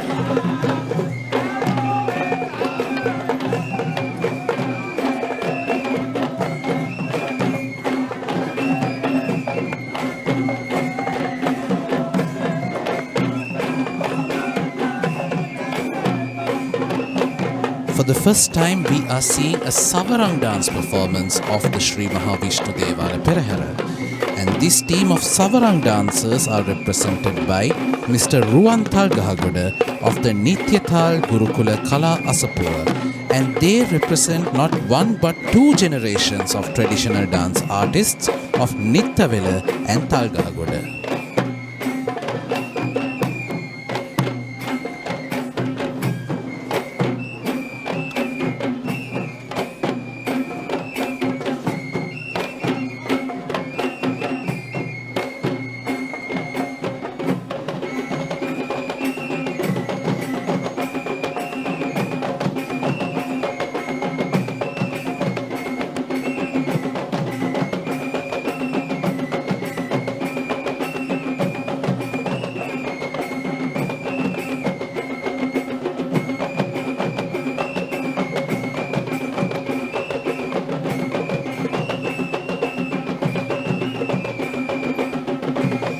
The savarama, the main tool used by these dancers, consists of not one but two tassels attached on both its ends, which makes it a longer version of the chamara instrument. However, the savarama tool is meant to serve the same purpose as the chamara, which is to fan and cool the impending icon of worship, which was traditionally the king and today the relic casket or the requirements of goat.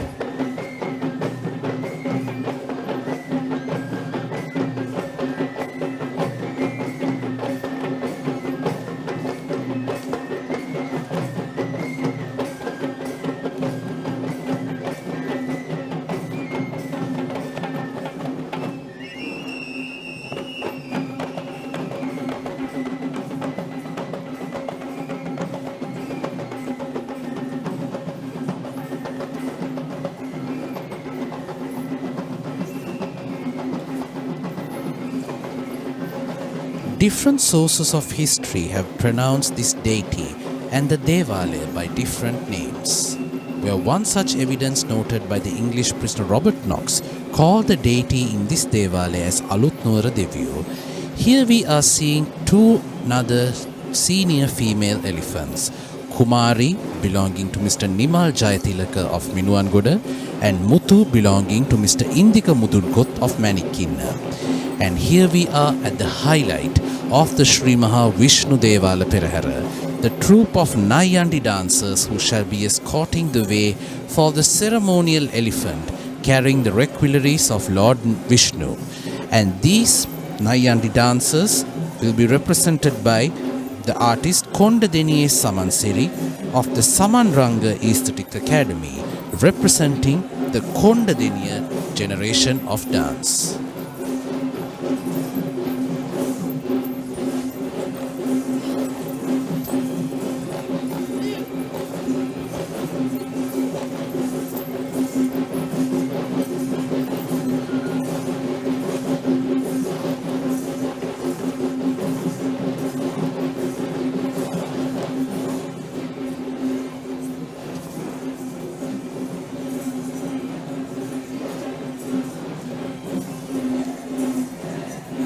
The Paravi Sandesha anthology that was written in the 15th century describes Lord Vishnu as the destroyer of Asura, which hints a believed similarity between God Vishnu and Rama of the Indian epic of the Ramayana.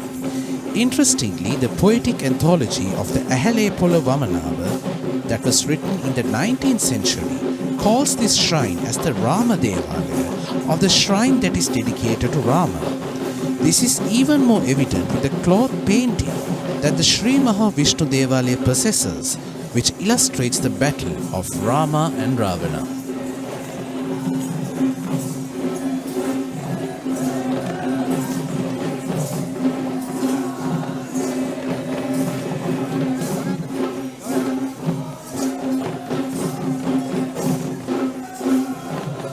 Legends believe that the Lord Vishnu is a future Buddha after Godnatha, which is evident reason as to why we see the procession of Sri Maha Vishnu Devalaya following after the procession of Sri Mahanatha Devalaya according to the tradition of the Kandy Esala Perahera.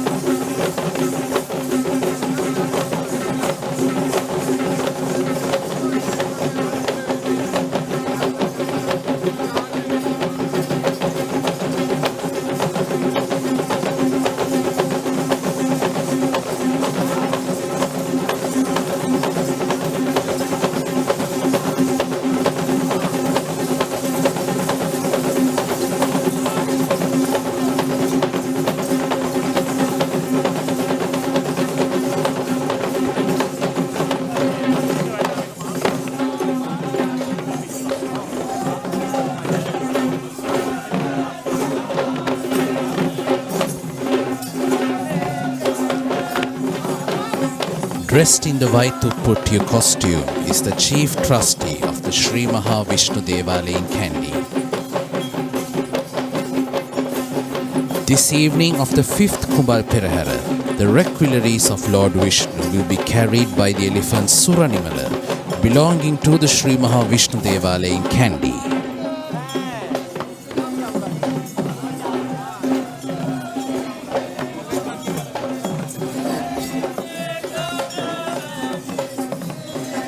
Suranimala is accompanied by the elephants Vasana belonging to Mrs. Krishanti Alapatha of the Alapatha Walau in Ratnapura and the elephant Chutimanike belonging to the senior lawyer Bharatha Amaratunga of Meegoda.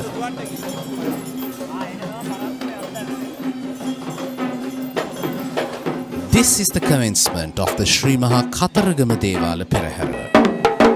The Sri Maha Kataragama Devalaya in Kandy is one of the key places of worship that are dedicated to Lord Kataragama in the city of Kandy, and the speciality of the Sri Maha Kataragama Devalaya being the only out of the Satara Mahadevala or 4 main shrines that is located outside the premises of Sri Dalada Maligawa.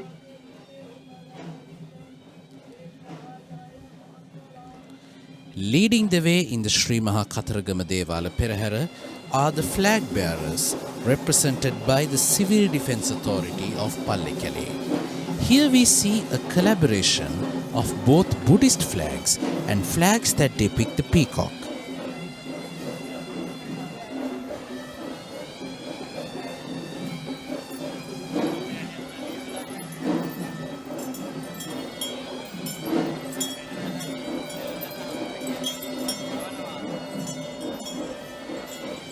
The Buddhist flag is a symbol of faith and peace. The 6 colors of the flag represent the colors of the aura that emanated from the body of Lord Buddha when he attained enlightenment under the sacred Bodhi tree. The horizontal strips represent the races of the world living in harmony, while the vertical strips represent eternal world peace. The opening representation of the Sri Maha Kataragama Esala Perahera also include a set of unique flags. The flags that lead the way show an illustration of King Ravana, who is an ancient king of Sri Lanka, who connect the Indian epic of the Ramayana to Sri Lanka. The reason why we see the flag of King Ravana being led ahead in the procession is to communicate a belief that King Ravana is a reincarnation of Lord Kataragama.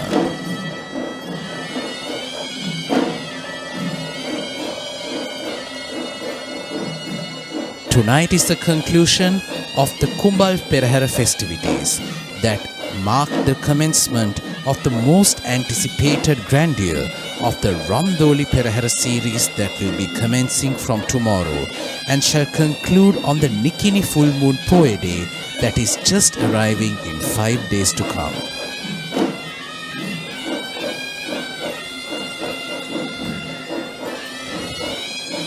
The flags which are followed by the Ravana flag show the peacock, recognized as a sacred bird of the Kataragama cult.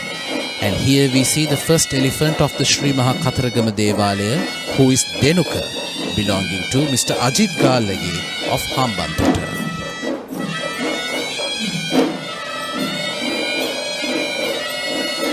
Following Denuka is the official Hevisi troop of the Sri Maha Kataragama Devalaya, led by Mr. P.V. James.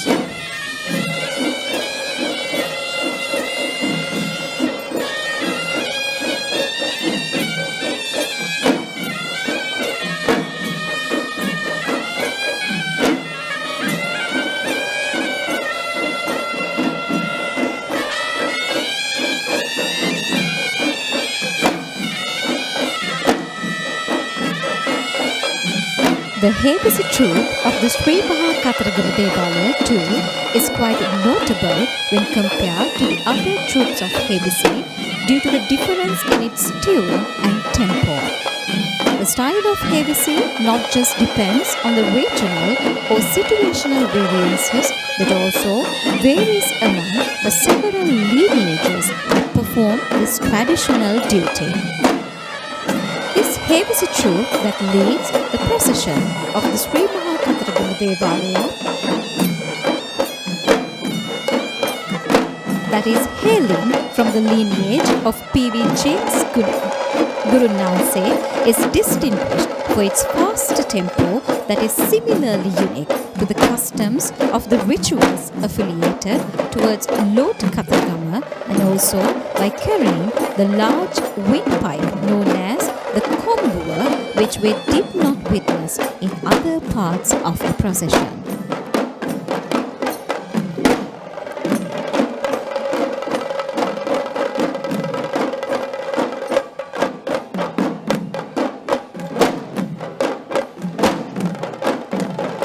The Perahera performs across many streets that occupy the town of Kandy once it steps down to the Dalada Vidya as it passes down from this esplanade known as the Mahamagawa.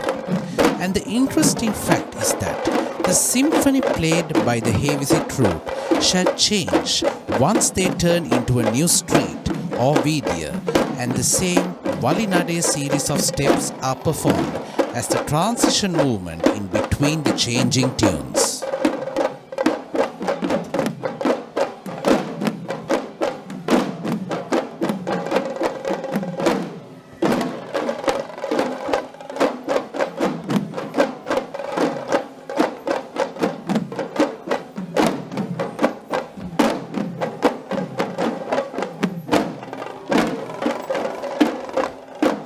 The Sri Maha Katharagama Devalaya had been built during the reign of King Narendra Singha, who ruled the country from the years 1707 to 1739, where it was considered as a personal Devala shrine to the Kandian kings for their devotional rituals in order to receive the blessings of God Katharagama.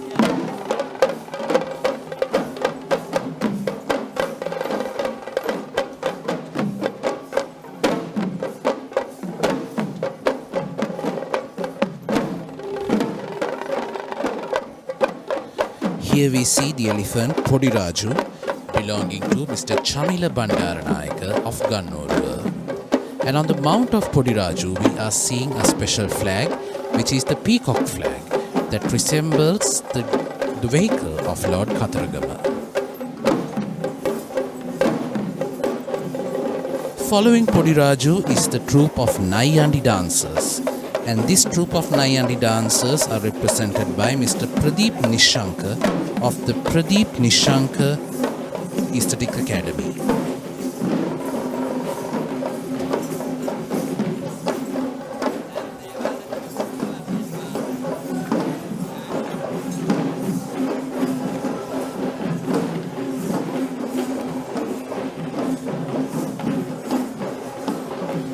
Lord Katharagama, or the god of war, is a divine deity who is worshipped as Kanda Kumara, Karthikeya or Murugan in South Indian tradition, and as Kanda Suvindam, Kadira or Katharagama Devyo in his Sri Lankan cult.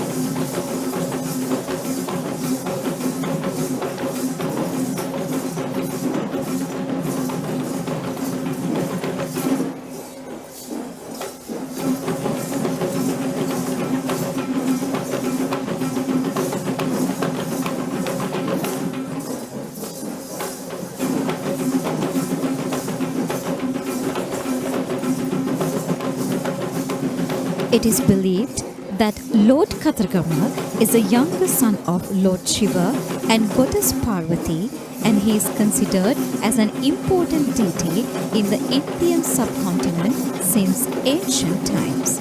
Worshipped as Mahasena and Kumara in North India, and is predominantly worshipped in the state of Tamil Nadu and other parts of South India, Sri Lanka, Singapore, Malaysia and Mauritius.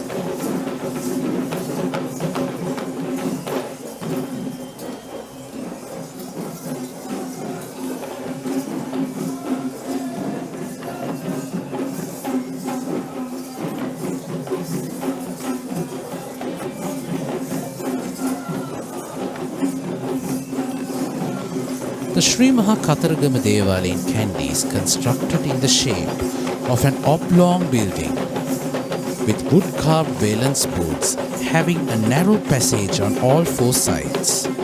The premises hosts a main shrine dedicated to Lord Katharagama, along with several other shrines dedicated to several gods, including Lord Ganapati, Goddess Kali, and Lord Ishvara.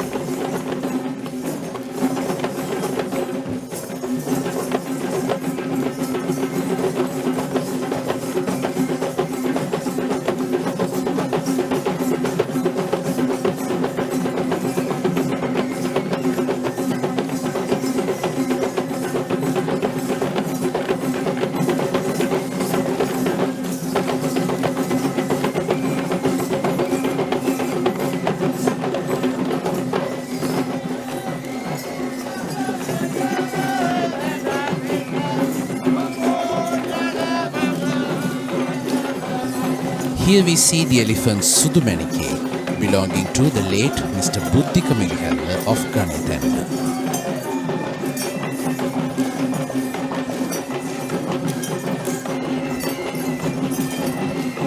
Following Sudumanike is the Paturu dance troupe, and this troupe of Paturu dancers are represented by Mr. Hasitha Ramanayaka of the Hasitha Ramanayaka Aesthetic Academy.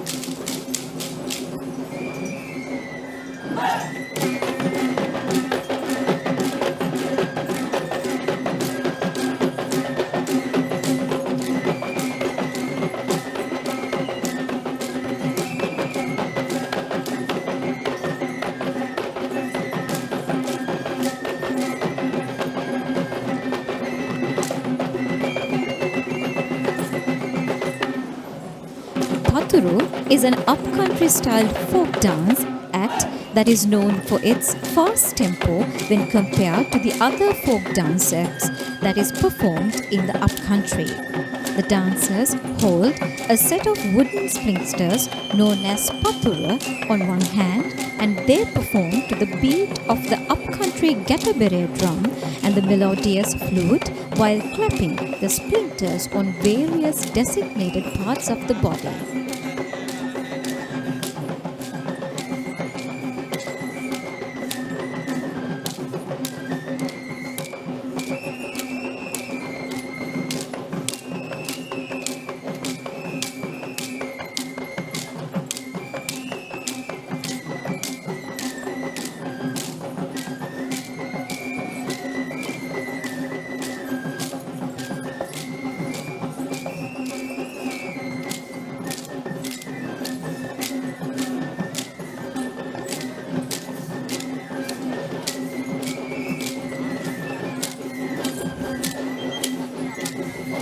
Following this energetic troupe of young Paturu dancers, we see an energetic duo of young elephants taking part in this Sri Maha Katharagama Esala Perahera. The colleague elephants, Hesara and Sandali, belonging to Mr. Ajit Galage of Hambantota.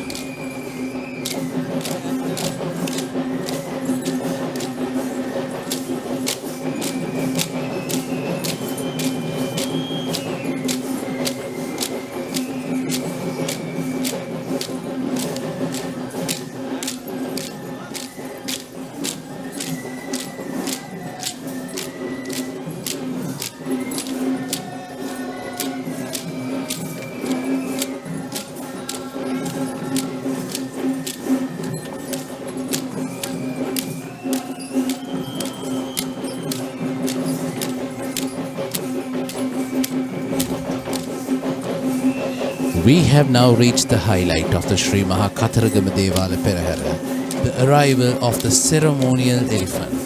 And this ceremonial elephant will be carrying the requiraries of Lord Katharagama, shall be escorted by this troupe of Nayandi dancers, this time represented by Mr. G.J. Malagammana of the Malagammana Aesthetic Academy.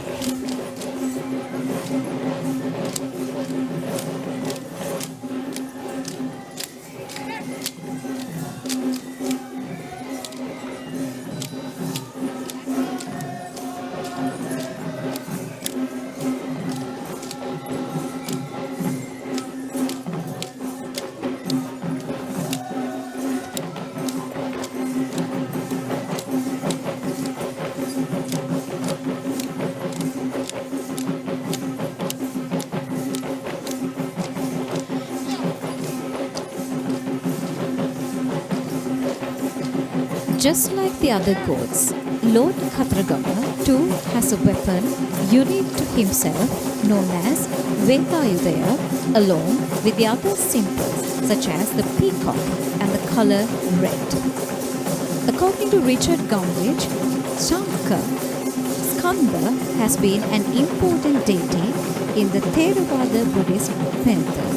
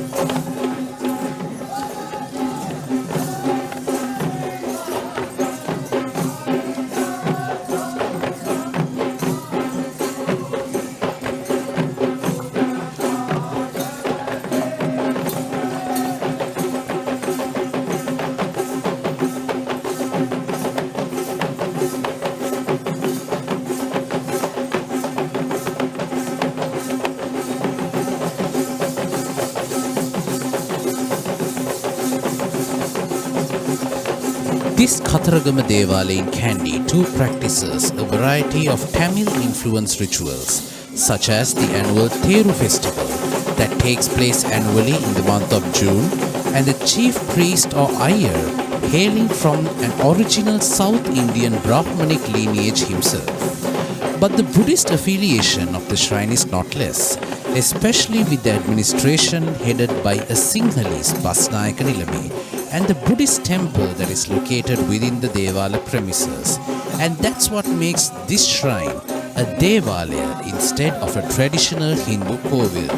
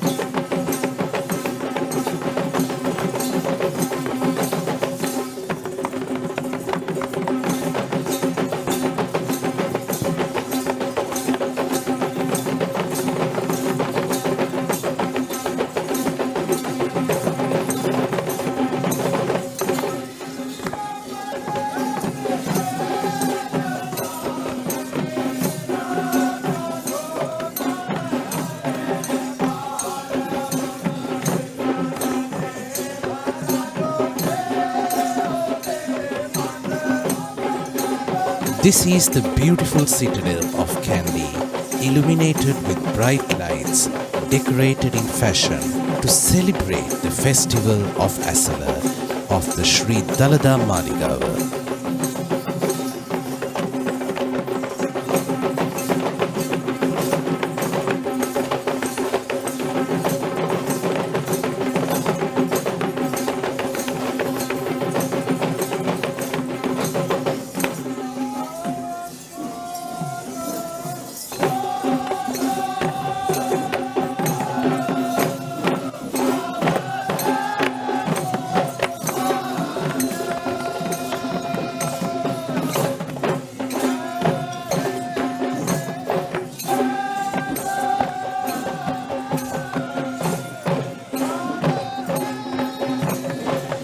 We see the traditional Iyer or the chief trustee of the Sri Maha Katharagama Devalaya walking dressed in traditional Hindu attire.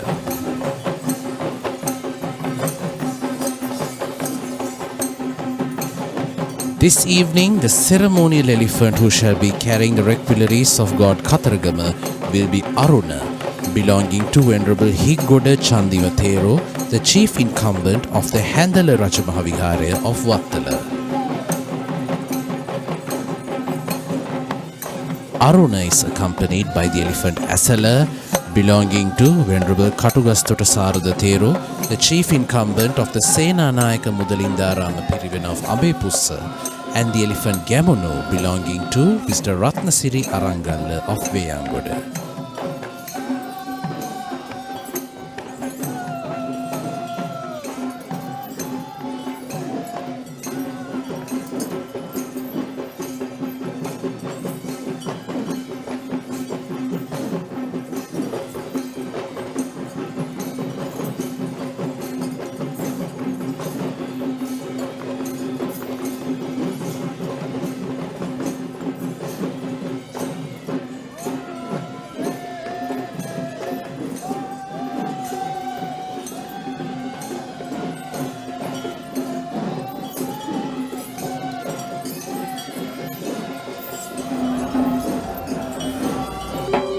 While that marks the conclusion of the Sri Maha Katharagama Esala Perahera, let us now witness the commencement of the Sri Maha Pattini Esala Perahera. The Sri Maha Pattini Devalaya in Kandy is the only shrine of the Kandian Satara Maha Devalaya that is dedicated to the virtuous goddess Pattini.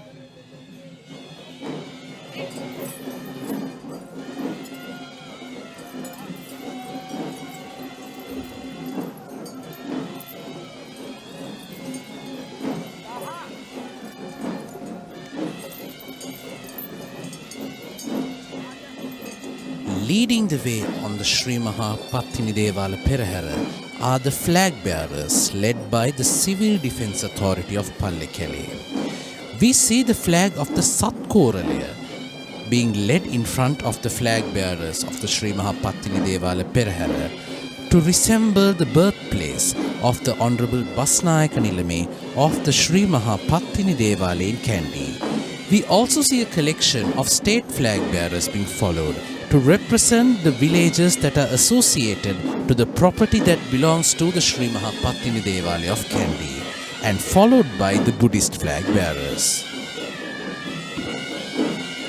The Buddhist flag is a symbol of faith and peace.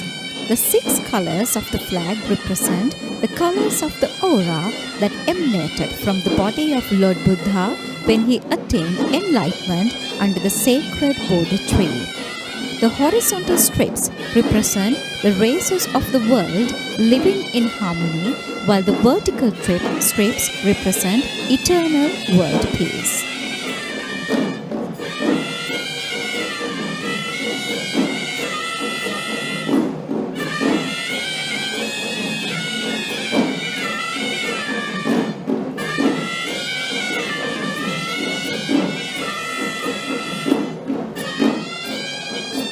It is believed that the Sri Maha Pattini Devalaya in Kandy is at least 4 centuries old, as there are written evidence of a Perahera that had been held during the reign of King Rajasingha II.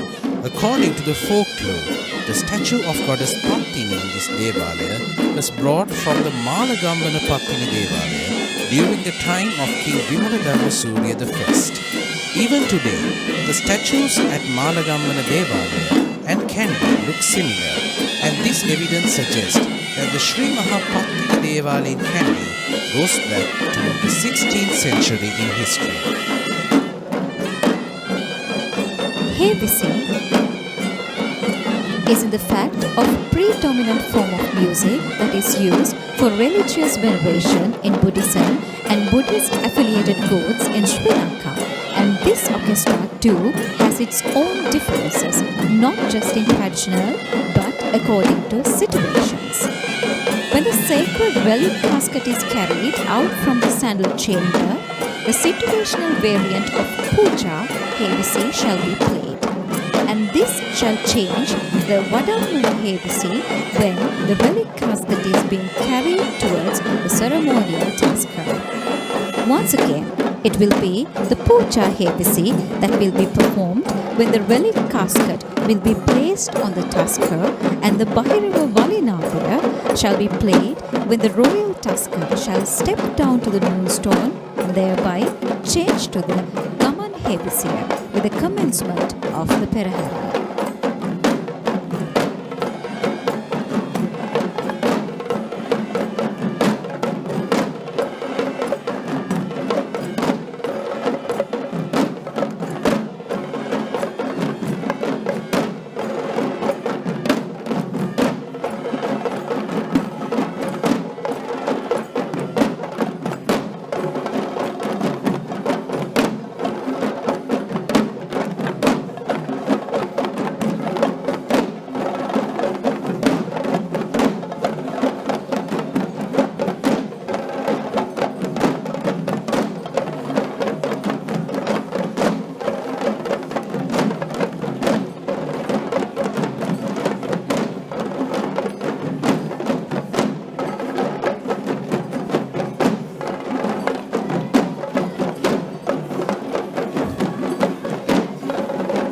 The shrine devoted to goddess Pattini in Kandy is a simple, small rectangular building on the usual stone platform. It consists of 4 compartments, including the traditional Kandian roof adorns, golden entrance to the chamber, and the charming elegance that makes this Devalaya a simple but beautiful shrine that is home to many devotees who flock to this Kandian shrine to worship goddess Pattini. And here we see the first tasker of the Sri Mahapattini Esala Perahera, who is Mihin Raja. Mihin Raja belongs to Venerable Katabane Gunaratana Thero, the chief incumbent of the Palatuya Rajamavihara of Madhura. Followed by Mihin Raja, we are now seeing a female version of the Pantheru dance, represented by Miss K.M. Ishani Vindya Kulasiri of the Jayashani Aesthetic Academy of Goroggaha, Deniya.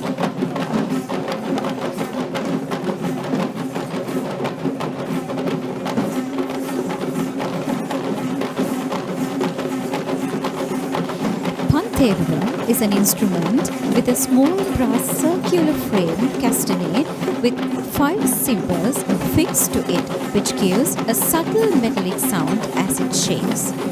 It was originally used to keep up the beat in the chamber of versifiers with the Kavikara Madhva, and is considered as one of the authentic tunes that are engaged with the sound offering associated with the Dalada Puja.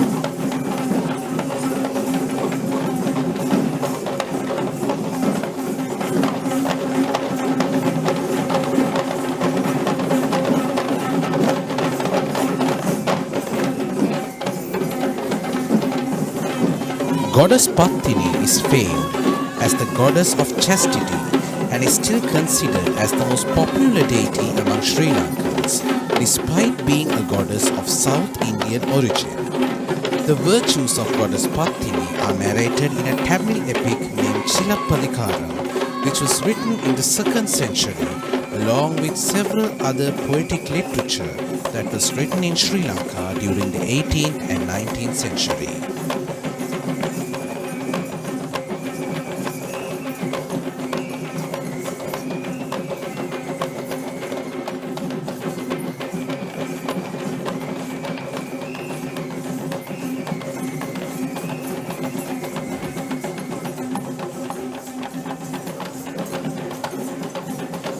walking in his way to the rhythmic beat of the Pantheru dancers is the majestic Nandimitra, belonging to Venerable Kirinde Ananda Theru, the chief incumbent of the Gatabaruwa Rajamaha Vihara of Morawaka.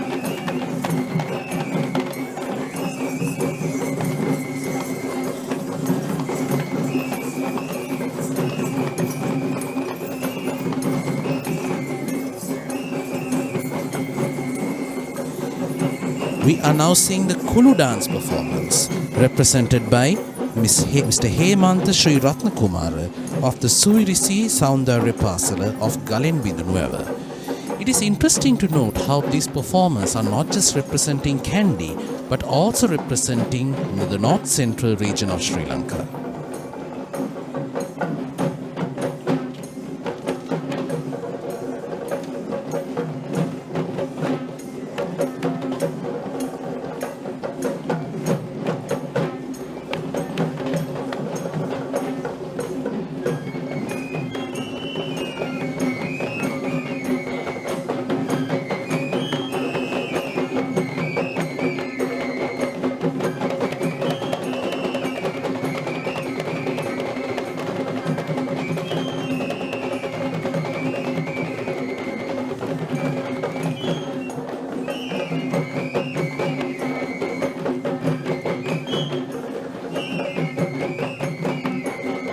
The kulla or the winnowing fan in Sri Lanka is one of the traditional tools used by the women in their daily livelihoods of the village folk in Sri Lanka. In fact, it is one of the most popular folk dances among females in traditional Kandian dance.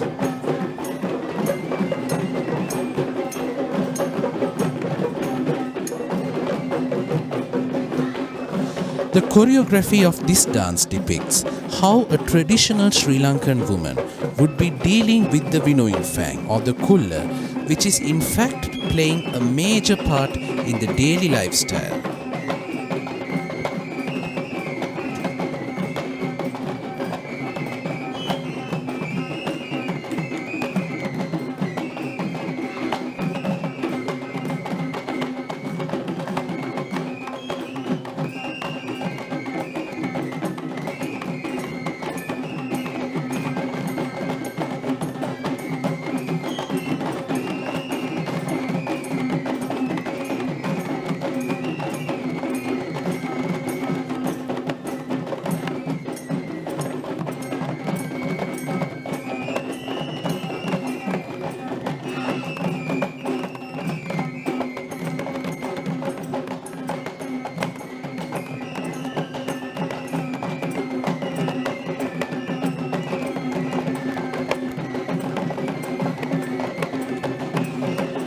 It has to be mentioned that it is only in the Sri Mahapattini Esala Perahera that we are being able to see female representation of dancers, whereas in the previous processions we only saw the male participation.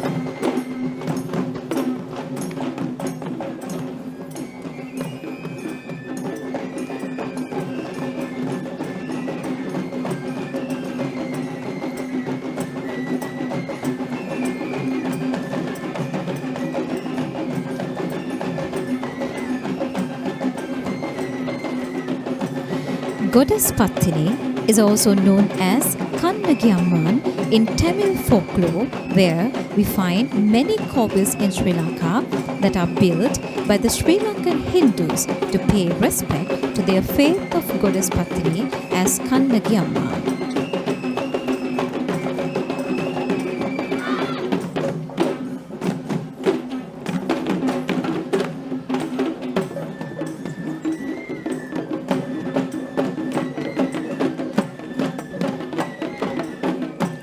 This is the Kalagidi Netuma, known represented by Mr. R.G. Lahiru Lakshan of the Ravi Prabha Aesthetic Academy of Murthalava.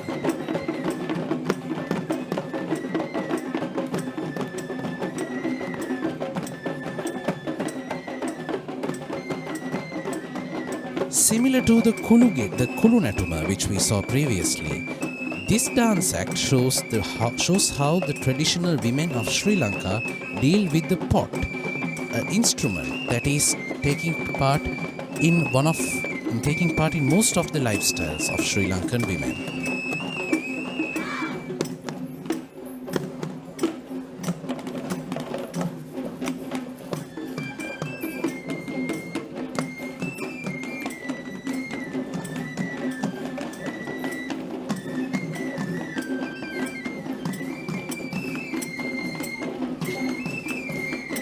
The tunes that we see being played in this Kalagedi Natuma is known as the poems that are sung for the Kalagedi dancers, known as Kalagedi Kavi. Here we see the elephant Ratna belonging to Venerable Bengamuwe Dhammadinna Thero, the chief incumbent of the Pelmadulla Rajamahaviharaya of Ratnapura.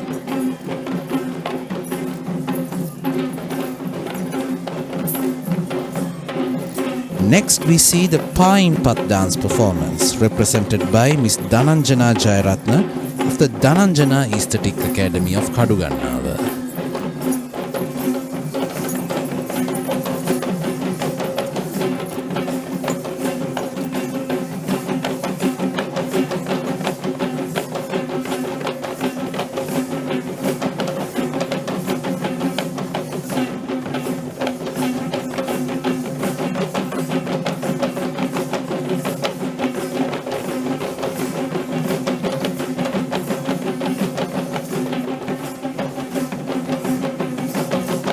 One may wonder if the elegant presentations of Kandian dancing is only biased towards the males, as we notice in the dances of Wes and Nayande. This thought is certainly proved wrong with this dance act, which is in fact the same Nayande dance we saw before, but this time a female representation. This is choreographed in a way which suits a feminine or lascivious atmosphere that is expected out of a female performer.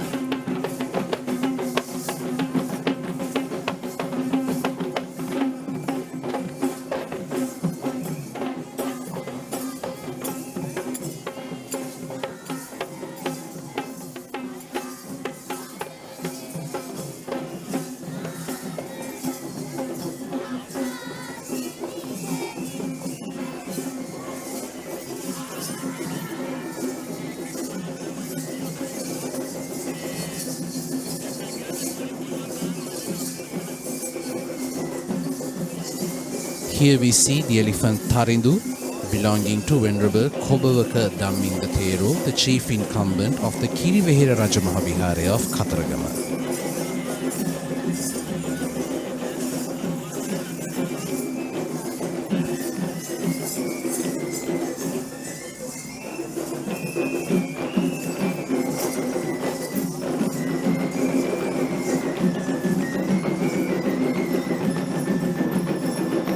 This is the beautiful Raban dance performance represented by Mr. BGCS Jayaratna of the Rekha Aesthetic Academy of Halmaluwa in Yatihalagala. The Rabana or hand tambourine is a very popular object used in the folk dancing tradition in Sri Lanka known as the Raban Natuma.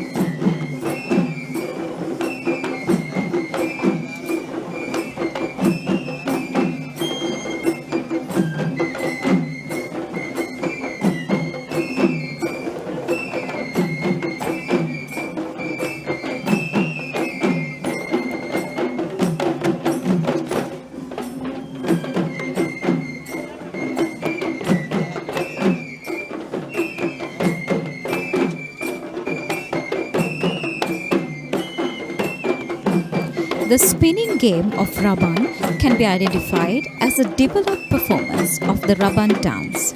We see several generations of artists who are different age levels, young and senior, who have developed the intrinsic skills from childhood by learning to spin various subjects.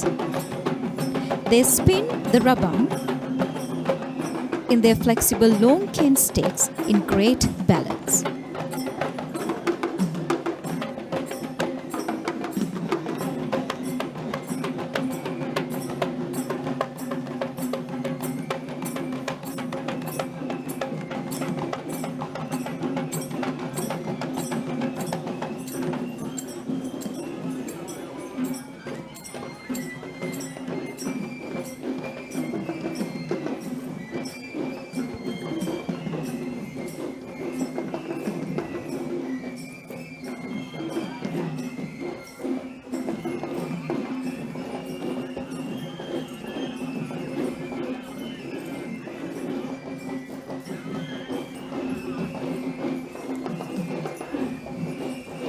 This is the elephant Chula, belonging to Venerable Bengamuwe Dhammadinna Theru, the chief incumbent of the Pelmadulla Rajamaha Vihara in Ratnapura.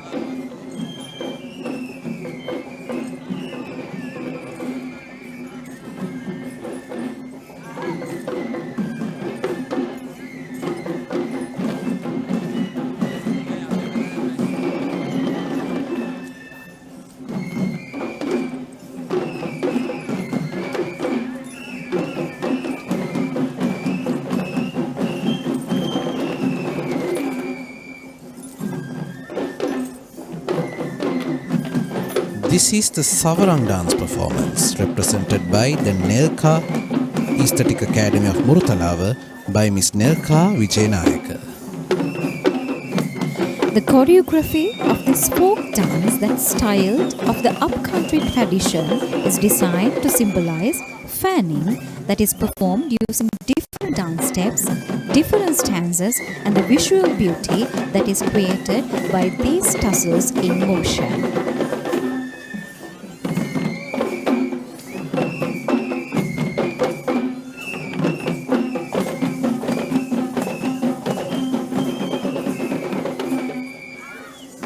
The sweet tune that is blown using the flute is very mesmerizing to the ear, and the tunes we hear from these flutes are, in fact, specific poems that are exclusively written for the Savarang dance known as Savarang Kavi.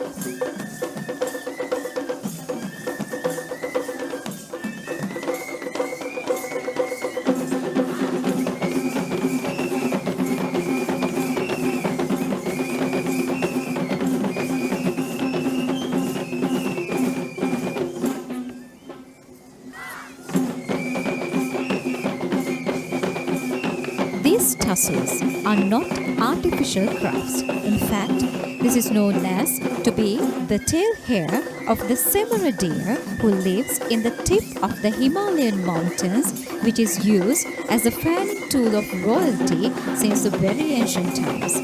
It is believed that there is no cooling breeze than the air fanned by the Semara tail, and this is why the fanning tail is known as the Savarang.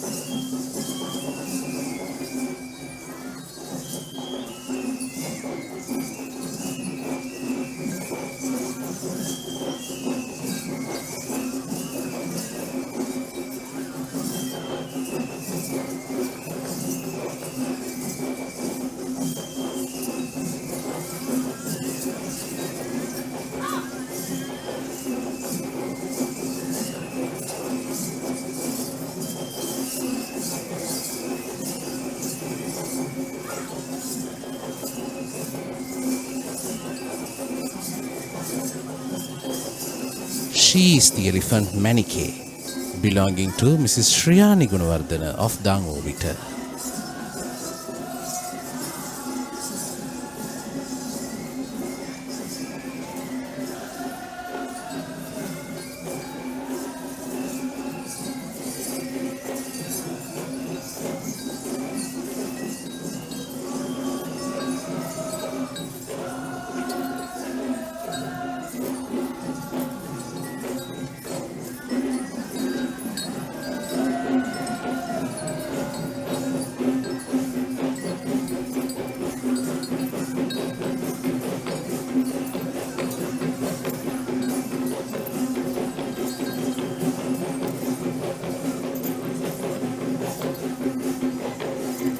This is the official Nayandi dance troupe of the Sri Maha Pattini Devale in Kandy, who will be tasked with escorting the ceremonial elephant carrying the requilleries of goddess Pattini.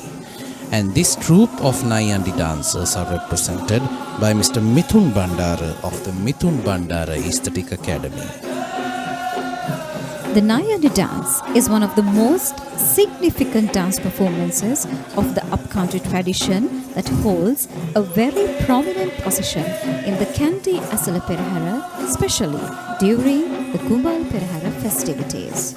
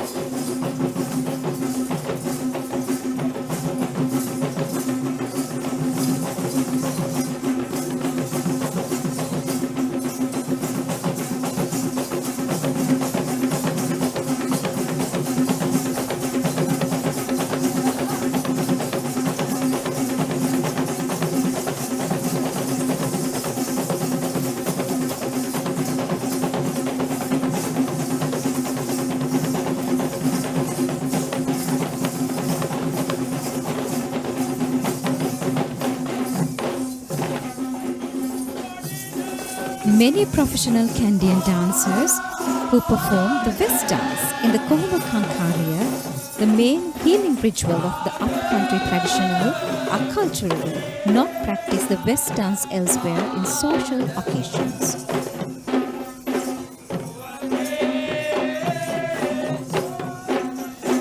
This is the trustee of the Sri Mahapattini Devalaya, who is represented by the Maligawa Pattini Devalaya. He is followed by the ceremonial elephant Mangala, who will be carrying the requilleries of goddess Pattini. Mangala belongs to Mr. Udara Galapatti of Giriyulla. Mangala is accompanied by the elephant Sita belonging to Mr. Roshan Samarakudi of Maharagama and the elephant Rani belonging to Mr. Chanaka Jayasekara of Pallebedda.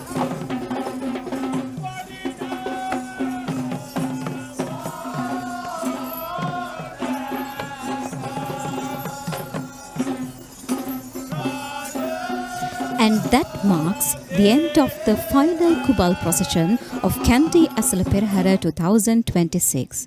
We hope that our country will be blessed with fertility and rains. May our country prosper. Dalada Samidu Pihitai.